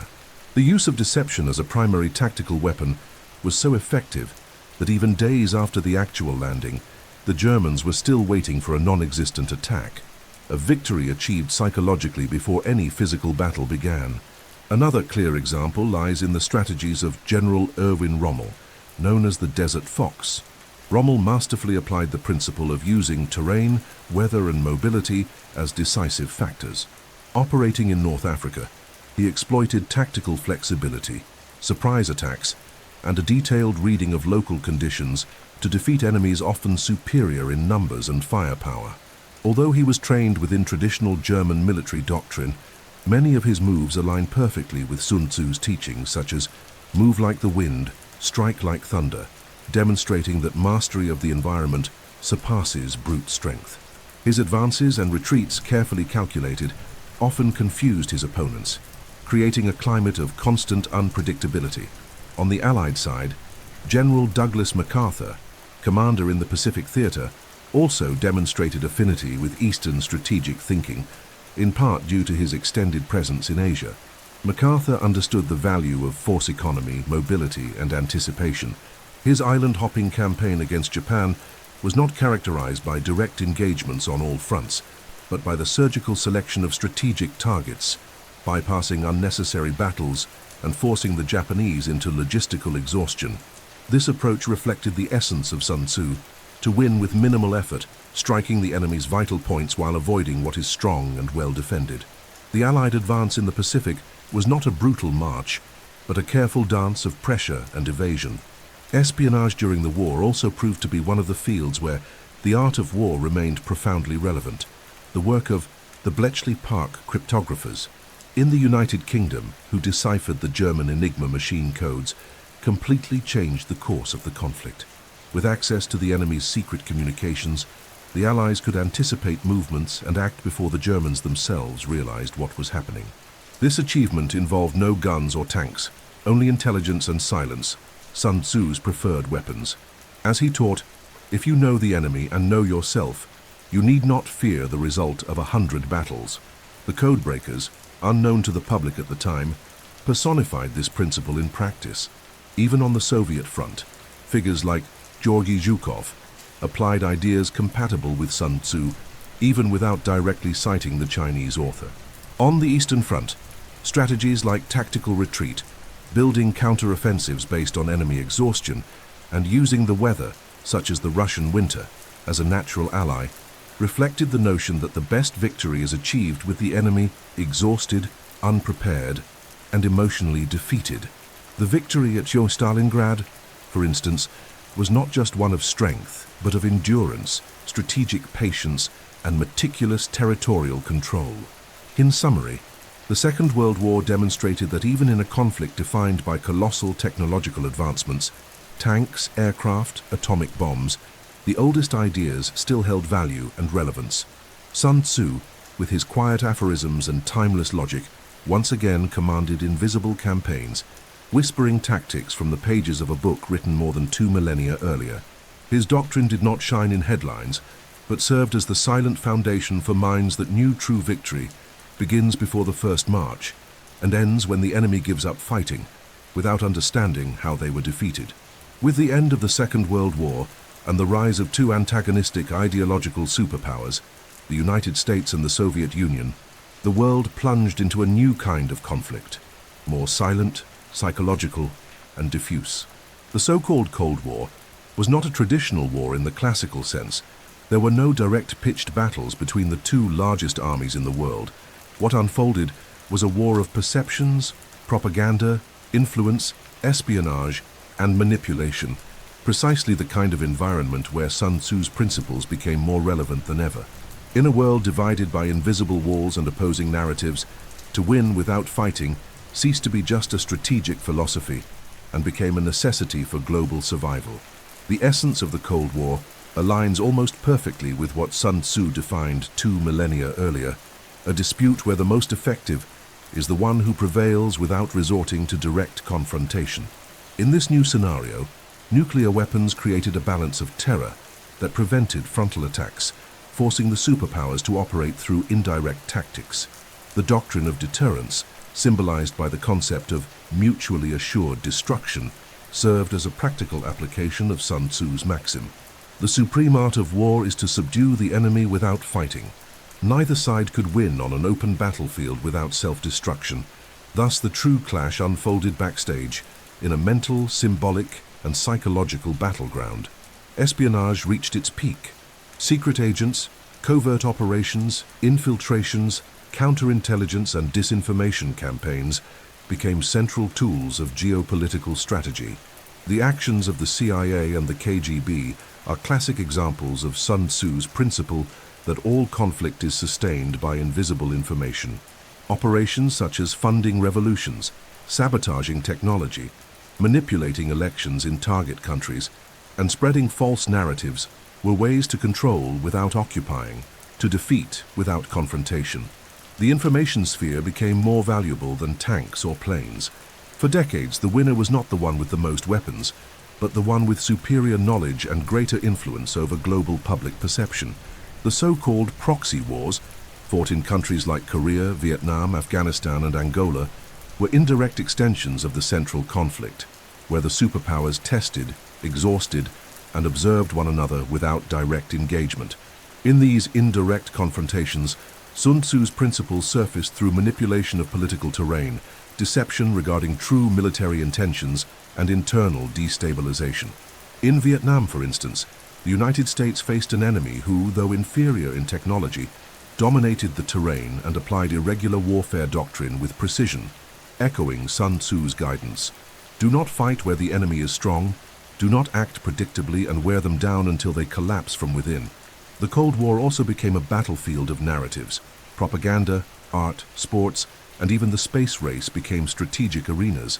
Soft power, the power of cultural and ideological influence, emerged as one of the most effective weapons. Books, films, radio programs, international broadcasts, and cultural missions became tools for winning hearts and minds, something Sun Tzu highly valued, dominating the enemy's will, making them vulnerable from within before striking from the outside. Victory in this context was measured not by territorial gains, but by symbolic hegemony. Whoever won global public opinion won the Cold War from within, without firing a shot. The influence of the art of war during this period was not confined to intelligence operations. Military leaders, analysts, and politicians began formally studying Sun Tzu. US strategic academies included the treatise as required reading. In Soviet universities, his work was studied alongside Clausewitz, Machiavelli, and Lenin. Many speeches by Western and Eastern leaders echoed his logic and maxims. Sun Tzu's thought became part of the strategic mindset of the global elite, helping shape decisions in command rooms, security councils, and presidential offices. His spirit was present whenever a war was averted without appearing weak, and whenever a victory was achieved without the enemy realizing they had lost. In this new kind of warfare, invisible, prolonged, and symbolic, Sun Tzu shone brighter than ever. His ancient treatise, written in an age of swords and horses, proved more relevant than any modern doctrine of armament, for in the bipolar world of the Cold War, true power lay in knowing what the other didn't know you knew, and acting not with violence, but with silence, subtlety, and patience.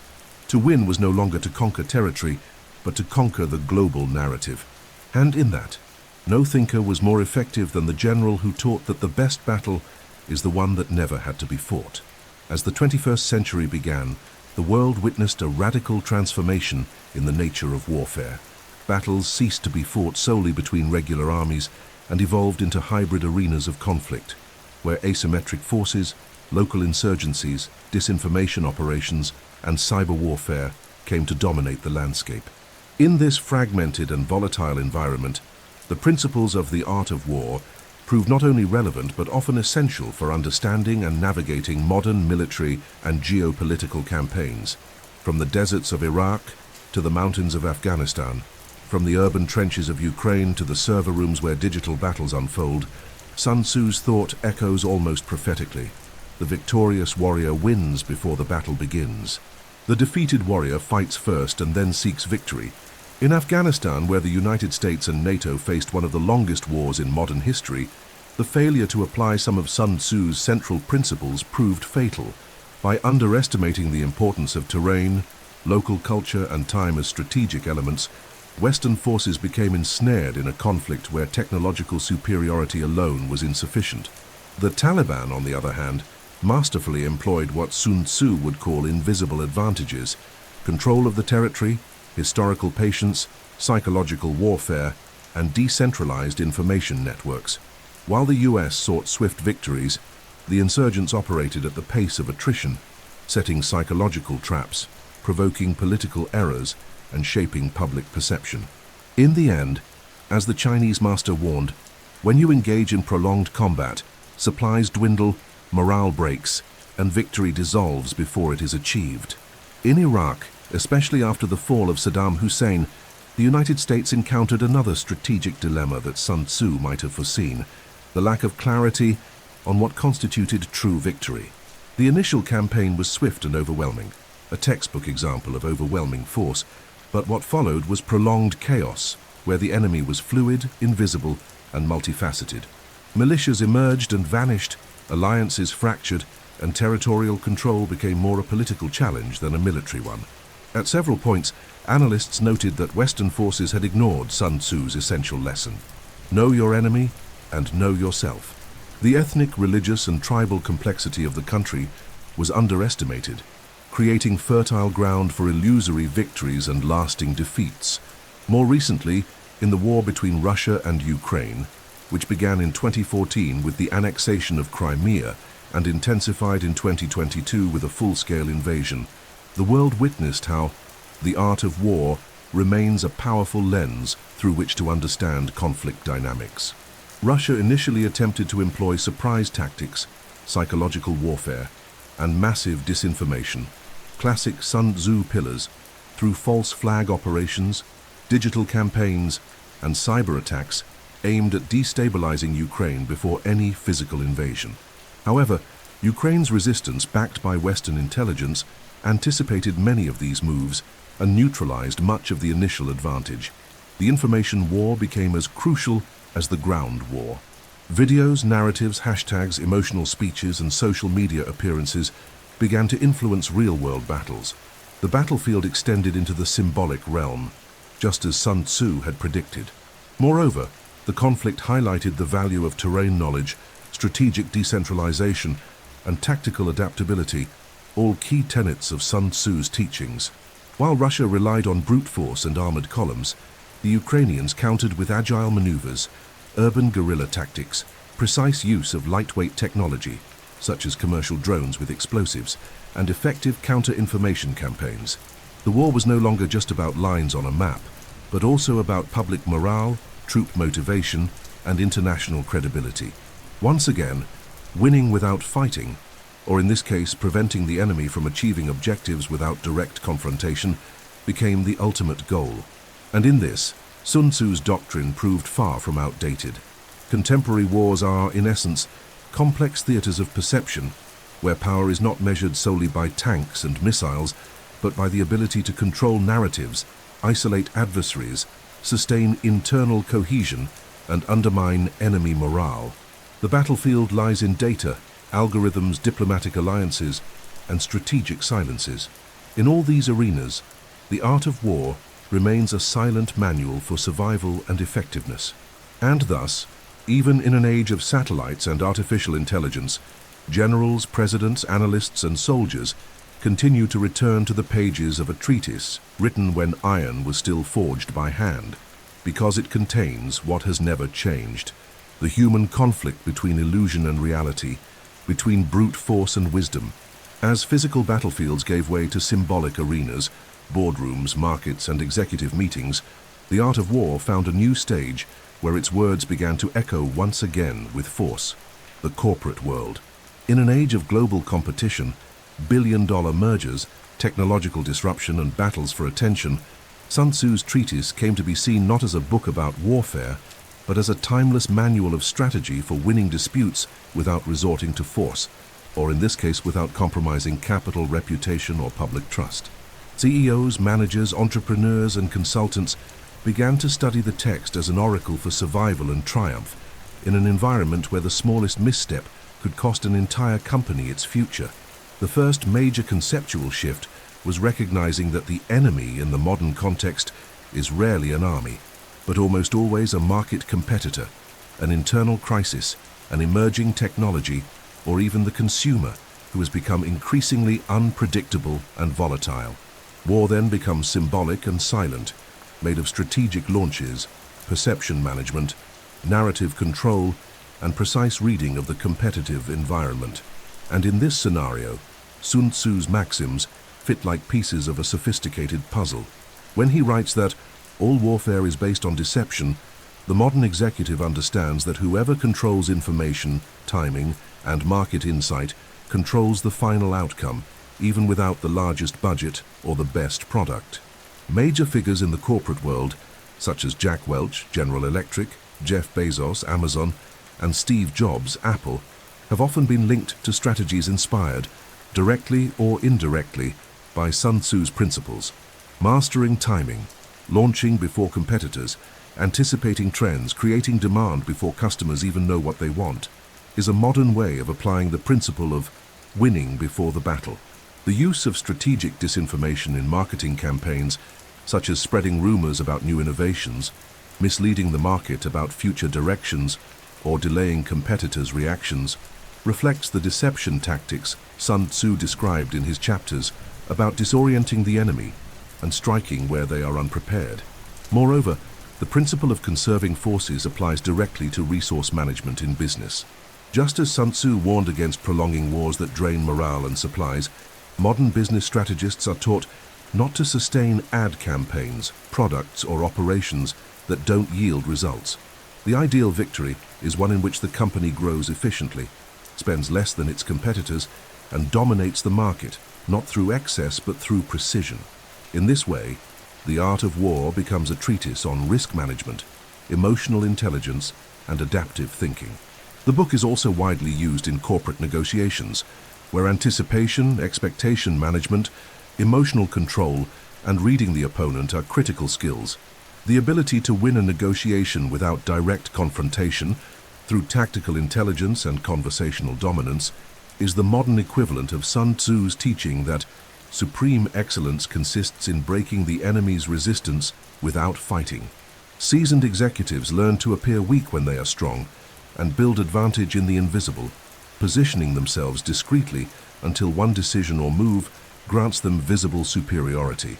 Every negotiation round becomes a Sun Tzu-inspired dance, where silence can be worth more than 1,000 arguments.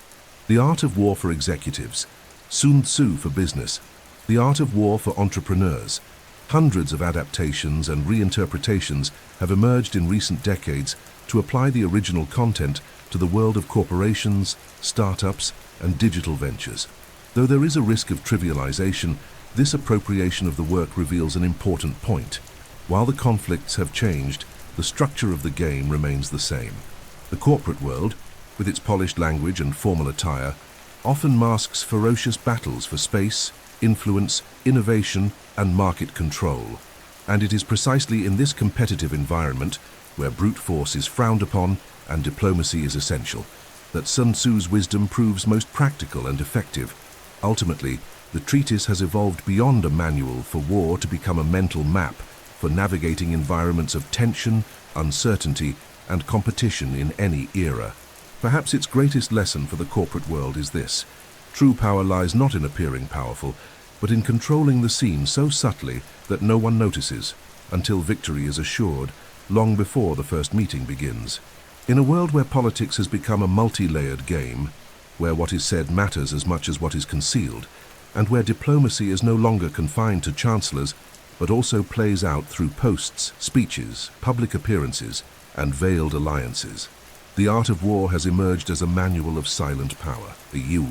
Sun Tzu, who lived in an age of courts and territorial disputes, could hardly have imagined that millennia later his teachings would be studied by presidents, ambassadors, campaign strategists, and geopolitical analysts as a fundamental tool for navigating a global landscape that is fragmented, unstable, and shaped by image and perception. Modern politics is, in many ways, war reinvented, and for that reason, it speaks fluently the language of Sun Tzu. One of the most adapted teachings to today's political reality is the one that states, all warfare is based on deception. Replace warfare with power struggle, and the phrase becomes a mirror of contemporary electoral campaigns. Manipulating narratives, fabricating scandals, spreading disinformation, and controlling social media are not deviations from the political game. They are its invisible framework. Instead of swords, there are algorithms. Instead of battalions, digital armies. And instead of trenches, there are hashtags and crisis communication teams. In all of this, the goal remains the same: to break the opponent's resistance without direct confrontation, dominate the field of perception, and force symbolic surrender without escalating the conflict. In international diplomacy, the art of war finds fertile ground for full application. Negotiations between nations, especially in times of geopolitical tension, resemble strategic chess games, where every move is meant to provoke, test, or retreat without losing position. Sun Tzu teaches that the best general is the one who knows the intentions of the other before they are declared. Applied to diplomacy, this means understanding the hidden interests behind public speeches, mapping internal contradictions of rival states, and predicting future moves based on reading between the lines. The art of speaking little, observing much, and acting only when invisible advantage is secured has become an essential practice at modern negotiation tables. Within domestic politics, Sun Tzu's principles also manifest with strength. Controlling narratives, using scandals to destabilize opponents, launching strategic reforms during times of public distraction, and neutralizing opposition through alliances or co-optation, all of this is, in essence, strategic warfare in civilian clothing. The effective politician, in this view, is not the loudest but the most silently effective. He acts like the invisible general, preparing before announcing, retreating to buy time, creating distractions to conceal movement, and advancing only when the psychological ground has already been won.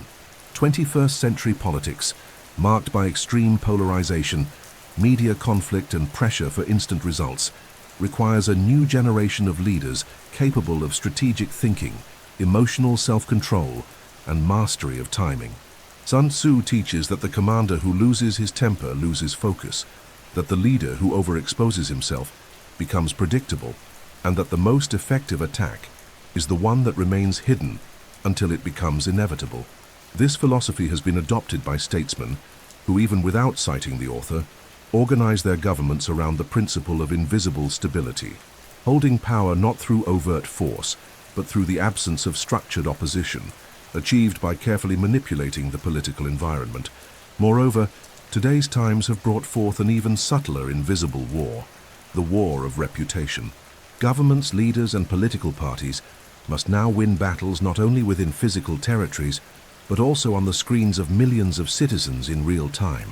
A rhetorical misstep, a poorly timed gesture, a badly communicated decision can cost more than a military defeat. In this symbolic battlefield, Sun Tzu's principles, such as masking intentions, anticipating reactions, and controlling the flow of information, have become invisible shields for defense and surgical weapons for attack. For this reason, the art of war has evolved from a military text into a silent treatise on ethical manipulation, behavioral reading, and scenario engineering. And modern politics, with all its noise, excesses, and risks, continues to be a fertile field for this ancient wisdom. Because in the end, the goal of power is not just to conquer, but to endure, and to do so without being perceived, until victory is so consolidated that the opponent turns into an ally or disappears without a fight. In the age of hyperconnectivity, where millions of people access knowledge in real time, the art of war is experiencing a new cycle of popularity and reinvention. Far from battlefields and imperial power corridors, Sun Tzu's treatise now resides in virtual classrooms, podcast episodes, streaming platform lectures, and executive MBA programs at the world's most prestigious universities. What was once read in silence by generals is now debated in online forums by students, entrepreneurs, therapists, and digital influencers. The renaissance of this work in the digital universe is not a modern curiosity, but a sign that Sun Tzu's core content still responds to questions humanity has yet to answer: how to act in the face of conflict, uncertainty, and instability. One of the greatest strengths of this new phase lies in the fragmentability and recomposition of the original text. Due to its aphoristic structure, short, direct, dense phrases, The Art of War fits perfectly into the digital environment, where attention spans are short and messages must have immediate impact. Social media amplified the book's maxims in the form of motivational posts, strategic quotes, and everyday reflections. Know the enemy and know yourself. The supreme excellence is to win without fighting. Appear weak when you are strong. Phrases like these spread across feeds, timelines, and short videos with a speed Sun Tzu himself, in his age of scrolls and calligraphy, could never have imagined. The digital world turned the treatise into an accessible mantra for all of life's modern conflicts. Platforms like Coursera, EDX, Udemy, YouTube, and Spotify now offer hundreds of courses, classes, and podcasts focused exclusively on the modern application of The Art of War. University professors, former generals, psychologists, business consultants, and marketing strategists share practical interpretations of the book's 13 chapters, connecting its lessons to professional, emotional, and social life. Some courses specialize in international politics, others in crisis management, and others still in self-knowledge. There is content tailored for leaders, single mothers, software developers, artists, and even elite athletes. Each audience finds in Sun Tzu a mirror to face their silent battles. MBAs from top institutions like Harvard, INSEAD, Wharton, and Fundação Dom Cabral frequently incorporate The Art of War as complementary and often mandatory reading in leadership, negotiation, and competitive strategy courses. The book has ceased to be merely a literary or philosophical object and has become a practical tool for analysis and action. Case studies from companies like Apple, Tesla, Netflix, and Amazon are dissected through the lens of Sun Tzu's principles. When Steve Jobs fired 1,000 employees to reposition the company, when Elon Musk launched an unfinished product to destabilize competitors, when Netflix anticipates trends to dominate streaming, all are read as modern applications of the idea to strike where the enemy is unprepared and to win before the battle begins. Beyond the corporate world, The Art of War has found spiritual and psychological resurgence. Many coaches, therapists, and self-development authors have begun to reinterpret the work as a treatise on self-awareness and emotional management. In this context, the war is internal, against fear, anxiety, paralysis, ego. The general to be commanded is the mind itself. The enemy is automatic thought, lack of clarity, impulsive reaction. Thus, Sun Tzu's chapters are now used in spiritual retreats, guided meditations, and coaching sessions, always with a focus on the silent control of emotions. He who knows himself will never be surprised. This teaching now echoes in videos with relaxing music, in emotional intelligence classes, and in high-performance mentorships. This digital rebirth also revived editorial interest. Various publishers have reissued The Art of War in annotated, illustrated, contemporary language versions, adapted for children, reimagined for female leaders, and even transformed into graphic novels. This multitude of versions proves the original text is infinitely reinterpretable, capable of dialoguing with cultures, ages, and niches that are completely different. It is a book that can be read in 15 minutes or studied for a lifetime. And that elasticity is precisely what makes it even more valuable in a world where knowledge must be fast, adaptable, and universal. By being reborn in the digital realm, The Art of War fulfilled the very destiny its doctrine foretold: to survive without resistance, to penetrate without confrontation, to dominate without noise. It didn't need armies or ad campaigns. All it took was for its deeply human principles to continue echoing through modern conflicts. In a world made of invisible disputes, symbolic ruptures, and battles fought in silence, the words of Sun Tzu became weapon, shield, and compass, all at once, all in the palm of your hand. As The Art of War cemented its place in boardrooms, universities, and digital platforms, something even more unexpected occurred. Sun Tzu became a pop culture icon. In a world where narratives dominate the collective imagination, the Chinese master strategist began to be referenced, quoted, and even personified in films, series, books, games, and music. not as a static historical figure, but as a symbol of invisible genius, silent power, and victory built through intelligence before force.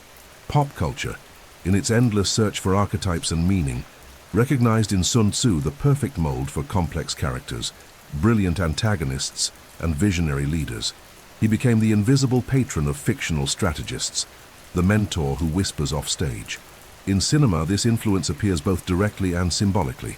Films like Wall Street, 1987, popularized the idea that the most dangerous executives were those who read Sun Tzu rather than accounting manuals. Gordon Gekko, the ruthless character played by Michael Douglas, shares ideas clearly aligned with Sun Tzu's philosophy. Information is the most valuable commodity. In The Godfather, though never directly cited, the way Vito and Michael Corleone manage alliances, create distractions and eliminate rivals, reflects a clear reading of winning without fighting. In war films like Enemy at the Gates or Ip Man, protagonists often triumph not through brute force, but through superior understanding of terrain, timing, and the enemy, in perfect harmony with the art of war principles. In TV series, Sun Tzu's presence is even more explicit. In House of Cards, protagonist Frank Underwood quotes the treatise during moments of political manipulation, reinforcing that real power is built behind the scenes. In Game of Thrones, characters like Tywin Lannister and Peter Baelish embody the Sun Tzuian spirit, cold, patient, calculating, wielding deception and foresight as weapons far more powerful than swords. In Breaking Bad, Walter White applies, without naming, tactics of misdirection, feigned weakness, and indirect attacks with mastery. The entire series can be seen as a manual on how an ordinary man, by adopting strategic thinking, becomes an emperor of the underworld. In video games, the influence is even more direct and interactive. Strategy games like Total War, Age of Empires, StarCraft, and Civilization often incorporate quotes from The Art of War in tutorials or motivational messages. A player familiar with Sun Tzu understands that attacking blindly, without knowing the enemy, is a recipe for failure. Victory in these worlds depends on anticipation, alliance building, deterrence, and intelligent maneuvering, not brute persistence. Games like Metal Gear Solid and Assassin's Creed explicitly use Sun Tzuian concepts: stealth, deception, environmental awareness, and silent control. In some titles, Sun Tzu himself is referenced directly, casting the player as an invisible general navigating the edge between chaos and order. In music, artists across genres have cited the treatise in lyrics and interviews. Rappers like Jay-Z, Nas, and Kendrick Lamar have referenced Sun Tzu directly, linking their battles in the streets and the industry to the logic of the art of war. In pop music, phrases like "win without fighting" and "strike while the enemy sleeps" have become metaphorical refrains in conceptual albums. Even in heavy metal and alternative rock, Sun Tzu's spirit appears in songs about control, manipulation, silent resistance, and strategic overcoming, proving his influence stretches far beyond books and into the collective unconscious through chords and urban poetry. Most fascinating, however, is that pop culture hasn't just turned Sun Tzu into content, it has made him a language. To speak of strategy has become synonymous with quoting his maxims. Fan debates about TV shows, podcast discussions, script analysis, and sports commentary often invoke the treatise to interpret behavior and plot twists. In reality, shows like Survivor or Big Brother, contestants and commentators bring up Sun Tzu when discussing alliances and betrayals. In football, coaches and pundits reference him to justify tactical formations and surgical substitutions.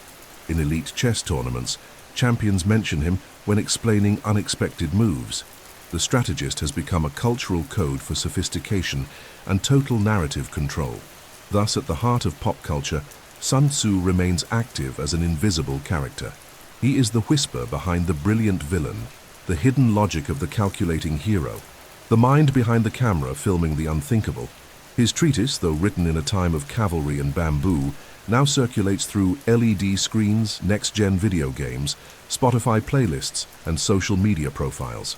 Because in the end, the stage changed, the actors changed, the sets changed, but the art of winning remains the same, and Sun Tzu remains its most read, quoted, and lived author, even when no one realizes he's there, while the West was rediscovering the art of war.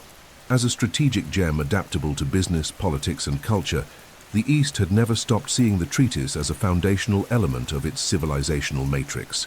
In China, Japan, and Korea, Sun Tzu's work is not just an erudite reference, it is part of everyday thinking, national strategies, and the formation of political, military, and corporate elites. More than quoted, it is internalized, taught early, and applied fluidly in high-level decision-making. In each of these countries, the art of war remains alive, but under different guises, sometimes as philosophical foundation, sometimes as logic of action, and sometimes as an invisible shield to maintain dominance without stirring the dust. In contemporary China, Sun Tzu's homeland, the treatise is considered not only a cultural treasure, but a state strategic tool. It is studied in military academies of the People's Liberation Army, used by diplomats as a framework for reading international conflicts, and referenced in business manuals produced by universities and government-affiliated think tanks. The concept of war without smoke, wars fought through influence, economy, diplomacy, and technology, is frequently associated with Sun Tzuian philosophy. China's foreign policy, for example, applies victory without combat tactics through strategic investments, infrastructure development in emerging countries, and control of global supply chains, central elements of the so-called Belt and Road Initiative. Instead of direct military confrontation, China applies economic and diplomatic influence with the same logic Sun Tzu used to cross territories without battle, becoming inevitable, useful, and dominant without imposing by force. Still in China, Sun Tzuian thinking is embedded in the three warfares doctrine, formulated in the early 2000s: psychological warfare, public opinion warfare, and legal warfare. These three fronts require no tanks, but dominate the imagination, shape global narratives, and neutralize criticism without direct confrontation. This is a modern strategy rooted in the belief that the true battlefield is the mind of the enemy, the population, and the international community. At universities like Tsinghua and Peking University, the art of war is studied not only by military personnel, but also by political scientists, engineers, and data analysts, all seeking to master the art of influence without visibility. In every domain, Sun Tzu remains the hidden guide behind statecraft. In today's Japan, the art of war is revered as a classic text, but its influence has been reinterpreted through the lenses of Bushido, disciplined corporate culture, and Zen philosophy. Business leaders study it to develop calm under pressure, silent planning, action economy, and strategic patience. The legacy of the samurai, with its emphasis on patience, opponent reading, and precise action, aligns fully with Sun Tzuian principles. In companies like Toyota, Sony, and Mitsubishi, leadership training often includes direct references to Sun Tzu, linking strategic deception, emotional control, and terrain awareness to the art of operating in global markets. The Japanese concept of nemawashi, preparing the ground before a decision by building consensus quietly, is practically a cultural translation of the idea of winning before battle begins. In Japanese diplomacy, the influence of the art of war is seen in the country's tendency to avoid direct confrontation with adversarial powers, preferring instead to build networks, symbolic control, and strong soft power. Japan rarely adopts aggressive stances in international forums, choosing instead to consolidate influence through culture, technology, and reliability, exactly as Sun Tzu advised, become indispensable so that fighting you becomes counterproductive. Modern Japan, even in silence, acts with the strategic precision that Sun Tzu considered supreme excellence. In South Korea, a country marked by historical division and geographically exposed to pressure from great powers, Sun Tzuian thought has gained renewed relevance in the digital and technological era. Today, the country is one of the world's leading exporters of technology, culture, and symbolic influence through the so-called Korean wave, Hallyu, and this rise did not happen by chance.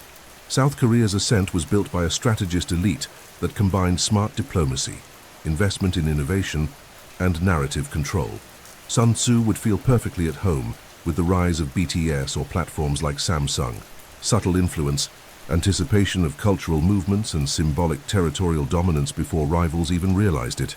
In military and geopolitical terms, South Korea adopts a strategy of permanent surveillance, swift reaction, and silent containment, particularly regarding the North. Its military doctrine is based on calibrated response, showing strength without provoking, positioning clearly without threatening. This delicate balance is, again, a direct application of Sun Tzuan thought. Keep the enemy in doubt, control your own emotions, and act only when victory is assured, or when the enemy's mistake makes the attack inevitable. Thus, in contemporary Asia, the art of war remains a subterranean current shaping actions, decisions, and attitudes at every level. It is not a text of the past, but a modern code of conduct, adaptable, subtle, and deeply rooted in culture. In every invisible maneuver from China, every strategic silence from Japan, and every symbolic expansion from Korea, there is a hidden line drawn by Sun Tzu over 2,000 years ago. A line that teaches that in a world where force draws attention, but intelligence builds lasting hegemony, true victory is still the one that goes unnoticed until it is too late to resist.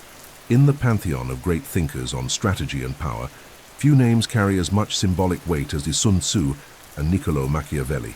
Separated by nearly 2,000 years by continents and opposing worldviews, both built legacies that have withstood the test of time and deeply shaped how the world understands the dynamics of authority, domination, and influence.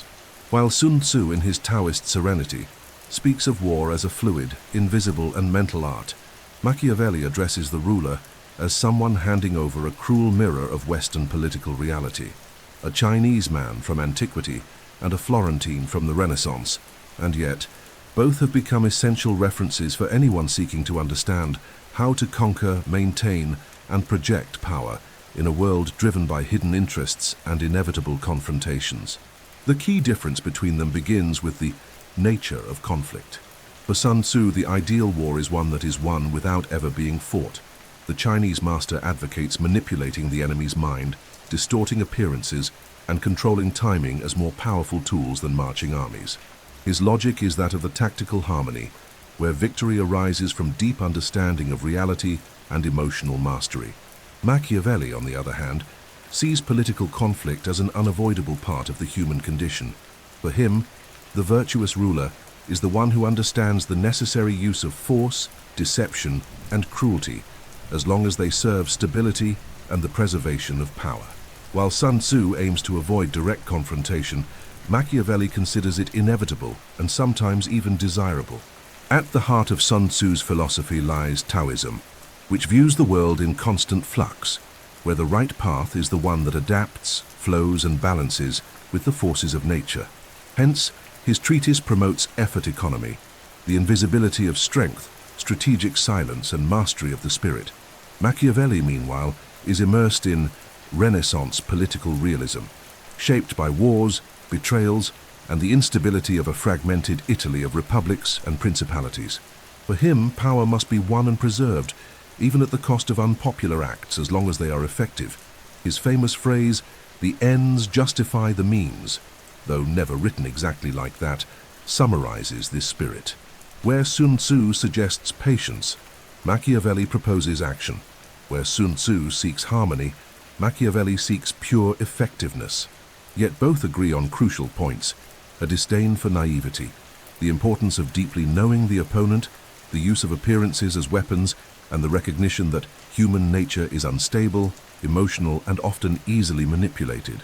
When Sun Tzu advises to appear weak when strong, Machiavelli counsels to appear virtuous even when being cruel.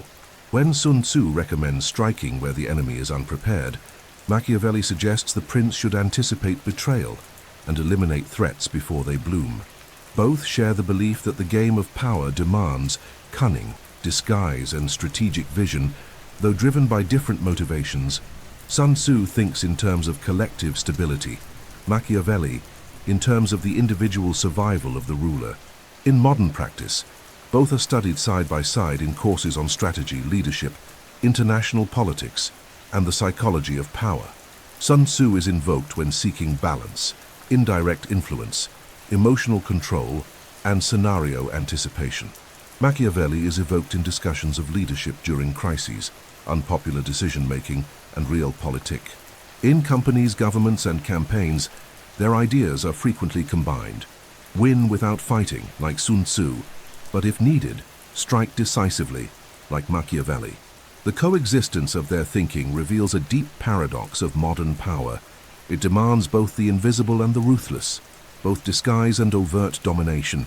Culturally, Sun Tzu is seen as the silent master, the spiritual strategist, the manipulator of collective minds.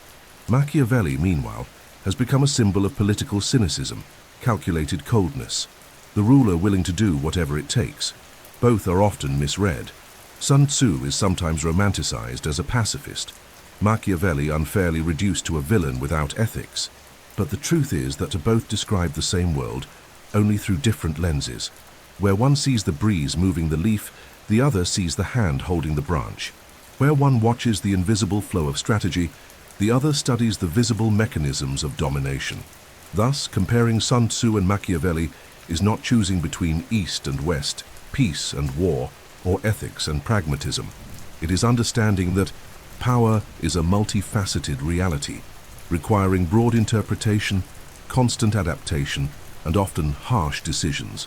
The greatest lesson they leave us is not how to conquer, but how to endure, survive, and influence in a world where truth is just one of many weapons at play. And for that reason, in any battle, symbolic, political, military, or emotional, it is still wise to carry both in your pocket, Sun Tzu's silence in one hand and Machiavelli's coldness in the other. Despite the monumental influence of The Art of War, the figure of Sun Tzu remains shrouded in historical mist, chronological contradictions, and documentary mysteries. He is, at once, one of the most studied personalities of ancient China and one of the hardest to confirm with historical precision. Many scholars have even questioned whether Sun Tzu was a real individual or a symbolic construct, a name attributed to an entire school of military and philosophical thought.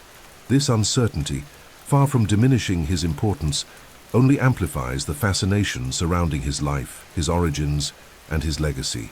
For, like every great master of manipulation and the invisible, Sun Tzu may also have been a strategic ghost of history. The earliest records of his existence come from the annals of spring and autumn, and from the records of the Grand Historian by Sima Qian, the renowned historian of the Han dynasty. According to these sources, Sun Tzu lived during the spring and autumn period, around the 6th century before Christ, serving as a military strategist for King Helu of the state of Wu. It was during this era that his famous victory over the state of Chu supposedly took place, where he applied his tactics with genius and precision, helping Wu rise as one of the emerging powers in ancient China. However, there is no direct archaeological evidence confirming his personal role in these events, which has opened the door to doubts about his real identity. One of the most famous and contested episodes of his life is the tale of the warrior concubines. It is said that, when invited by the king to demonstrate his capability as a general, Sun Tzu was challenged to train a group of 180 women from the royal harem as soldiers. When they laughed at his orders, he allegedly had the king's 2 favorites beheaded to establish discipline. The story, narrated with cold calculation, is meant to illustrate his commitment to authority and effectiveness, but many historians believe this may be a political fable or a pedagogical metaphor, rather than a real event, a lesson on the price of leadership and the rigor of strategy. Another mystery surrounds the authorship of the treatise. Some scholars suggest the book may have been written by disciples, not by Sun Tzu himself, or even by a lineage of generals who followed the same principles. There is also the possibility that the ideas were compiled centuries later under the master's name to lend legitimacy. This theory gains traction when observing that the text style includes elements from Taoism as well as from later Chinese schools of thought. Still, The Art of War is too cohesive, too precise, and too refined to be merely a collage of ideas. Something in the work cries out for singular authorship, even if the author's face remains hidden in the mists of time. Curiously, records also exist of another strategist named Sun Bin, who lived during the Warring States period and also wrote a book titled The Art of War. For a long time, the two were confused, and only after the discovery of the Yingquishan manuscripts in 1972 was Sun Bin's independent existence and work confirmed. This reinforces the hypothesis that the name Sun may have been linked to an entire school of strategic thought, much like in the West with names such as Pythagoras, Hippocrates, or even Homer, the name becomes a symbol, a brand, a lineage, and the man behind it dissolves into the historical collective. Even with these doubts, what truly matters is not biographical precision, but the depth of impact. The figure of Sun Tzu, whether real or symbolic, shaped generations of warriors, rulers, entrepreneurs, and thinkers. His lack of precise dates, his visual anonymity, his historical invisibility, all of it paradoxically makes him even more coherent with his own teachings. Sun Tzu taught that the ideal general is the one who wins without appearing, commands without being seen, and dominates without being remembered by name. In this sense, perhaps his biography is his greatest strategy, to exist only as an idea, not as a man. The absence of grand monuments, reliable portraits, or confirmed tombs only reinforces the nearly mythical aura surrounding him. Unlike other great thinkers of history, Sun Tzu seems to have strategically vanished from every record that could have made him something fixed. That made him eternal, because while others were buried with their bones, he was immortalized in every silent victory, every successful manipulation, every battle won before it began. And perhaps that is exactly what he intended, to dissolve into history as the greatest master of invisibility. The question seems simple, but carries a millennia-old unease. How can a war treatise written by a general in the 6th century before Christ still be read, studied, and applied in a world that, at least on the surface, increasingly seeks peace, diplomacy, and harmonious coexistence? The answer lies precisely in the essence of Sun Tzu's thought. Contrary to what the title suggests, the art of war is not a manual on violence, destruction, or aggression, but a compendium on perception, adaptation, emotional control, and invisible victory. It is a work about survival, not domination, about strategic harmony, not brutal imposition. That's why its teachings become even more valuable when the conflict is not armed but symbolic, when the battle is not against armies, but against anxiety, social pressure, economic competition, and the inner dilemmas of modern life. In a time when traditional wars are increasingly condemned, and interdependence between nations seems to rule out direct armed conflict, struggles have shifted to the fields of information, influence, economics, and human relationships. Today's world is a complex board where every individual, be they a leader, ordinary citizen, or professional, faces subtle battles daily, negotiating a deal, handling criticism, staying calm under pressure, leading a team, building reputation, surviving in a toxic environment. In all these contexts, Sun Tzu's maxims offer elegant, silent, and powerful answers. He teaches us, for example, that if you know the enemy and know yourself, you need not fear the outcome of 100 battles. Replace enemy with challenge and battle with situation, and the lesson remains impeccably relevant. Moreover, the art of war offers something rare in accelerated times: strategic reflection. The treatise does not propose immediate action, but rather a deep reading of the terrain, careful observation of patterns, and patience to act only when victory is inevitable. In a world obsessed with productivity, impulsiveness, and instant reaction, Sun Tzu offers the opposite: inner mastery, control of tempo, calculated action. He teaches that it is more effective to win before the battle begins, and this logic, applied to modern life, becomes a form of emotional intelligence and behavioral discipline. Unsurprisingly, his teachings are now used in therapy processes, negotiation techniques, organizational leadership, and even personal coaching. Another reason for his relevance lies in the fact that, for Sun Tzu, war is the last resort. He disdains direct confrontation. He values disguised dialogue, battlefield redesign, strategic retreat, and the use of invisible advantage. This resonates perfectly with 21st century ideals, where mediation, diplomacy, active listening, and collaborative solutions are more valued than imposition.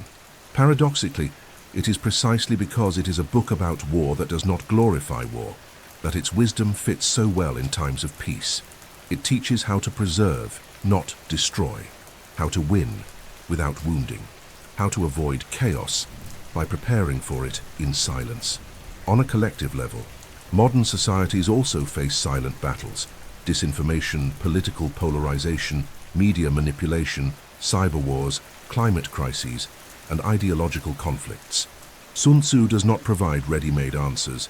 but a mental model for thinking the unthinkable, acting with balance amidst chaos, and avoiding the errors that lead to unnecessary destruction. He does not prescribe solutions. He teaches processes of observation, analysis, and decision-making. In times of fragile peace, this ability to foresee, protect, and preserve becomes a survival tool. And on the individual level, perhaps more than ever, the art of war resonates with the journeys of those trying to stay sane amid invisible pressures. In relationships, family decisions, career choices, silent workplace disputes, the Sun Tzu logic offers both comfort and strategy. When surrounded by enemies, avoid combat, create an exit.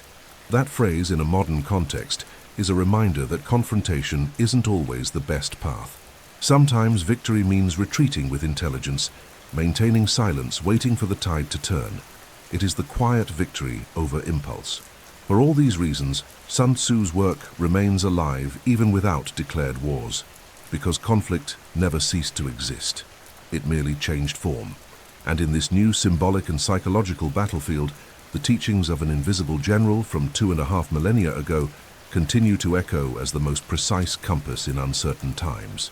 A guide for those who do not wish to destroy but to build, who do not seek to dominate but to understand, who know that sometimes the art of living is exactly the same as the art of winning without fighting. On a planet increasingly teetering on the edge of ecological, political, social, and emotional breakdowns, the figure of Sun Tzu re-emerges, not as a ghost of war, but as an ancestral master capable of offering strategic guidance for the survival of the human species. His words, forged in a world of chivalry, tribal disputes, and territorial wars, now carry an almost prophetic resonance in the 21st century. Because now, more than ever, the most important battles are not against armed enemies, but against our own unpredictability, impulsiveness, and inability to foresee the consequences of our collective actions. And perhaps that is Sun Tzu's greatest legacy for the future, to teach a humanity armed with technology, but disarmed of wisdom how to think before acting, to plan before reacting, and to win without destroying. In the face of global climate threats, for instance, Sun Tzu's strategies echo in every environmental diplomacy effort, every multilateral agreement, every silent move toward cooperation between nations seeking to avoid collapse. He taught us that the best war is the one that never happens. Instead of waiting for water, food, or energy shortages to trigger panic, Sun Tzu thought invites us to anticipate, to read the global terrain, understand the invisible enemy, like global warming, and act wisely before disaster strikes. The art of war, in this context, becomes the art of planetary preservation, where every strategic decision, every resource conserved, and every alliance formed could mean the silent victory of humankind over its own extinction. In an era of unchecked artificial intelligence, mass disinformation, and cyber warfare, Sun Tzu's relevance becomes even sharper. Because he didn't just teach us about spears and shields, he taught us about manipulation, narrative control, the illusion of power, and mastery of timing. In the digital world, where truth is contested by algorithms and symbolic influence, Sun Tzu warns all warfare is based on deception. That phrase, read through the lens of the 21st century, sounds almost like a moral warning. To avoid the collapse of collective trust, democratic systems, and freedom of thought, we must use the art of war to disarm the war of disinformation, with clarity, ethics, and strategy. The global crisis of governance, ideological polarization, and weakening of democratic institutions can also be understood through a Sun Tzu lens. Divide and conquer is an ancient tactic, and it has been masterfully applied by populist leaders, digital surveillance systems, and radical movements. But Sun Tzu also taught that the wise commander unites his allies with purpose and neutralizes chaos without fanfare. In other words, the future will depend on leaders who think like ethical strategists, who can foresee collapse before it happens, contain fires before they spread, and build trust even in times of cynicism. In this new battlefield, victory will belong to intelligence that builds, not force that imposes. On a personal and emotional level, Sun Tzu's legacy is just as urgent. Humanity today faces an epidemic of anxiety, burnout, overstimulation, and collective mental collapse. The modern world is an invisible war fought daily by individuals who can barely breathe amid alerts, demands, and constant comparisons. In this reality, the teachings of the master of strategic serenity may be silent remedies for internal chaos. Learning to retreat, to choose battles, to wait for the right moment, to not react impulsively. All of this can save not just nations, but minds, families, and individual futures. What's most striking, however, is that Sun Tzu doesn't offer easy promises or artificial heroism. He gives us something far more valuable: disciplined thinking, tactical self-awareness, and humility before the world's complexity. He never said that victory would be glorious, only that victory without fighting was supreme. This logic may seem anticlimactic to an era obsessed with visible conquests, but perhaps that's exactly the lesson we need to make it through the 21st century. Because there will be no victory if it leads to ruin, no peace if it's built on fear, and no future if we don't learn to use the mind as the first and last weapon, not against others, but against imminent collapse. So when everything seems on the verge of falling apart, when technology spirals out of control, when the planet begins to break down, when institutions are eroded and people lose their footing, perhaps it's time to return to the silence of an old master from antiquity, to open the pages of a book that does not speak of killing, but of winning without killing. A book that does not shout, but whispers, that does not impose, but guides. Because in the end, the one who understands the art of war is the only one who can stop it from happening. And that may be our final chance.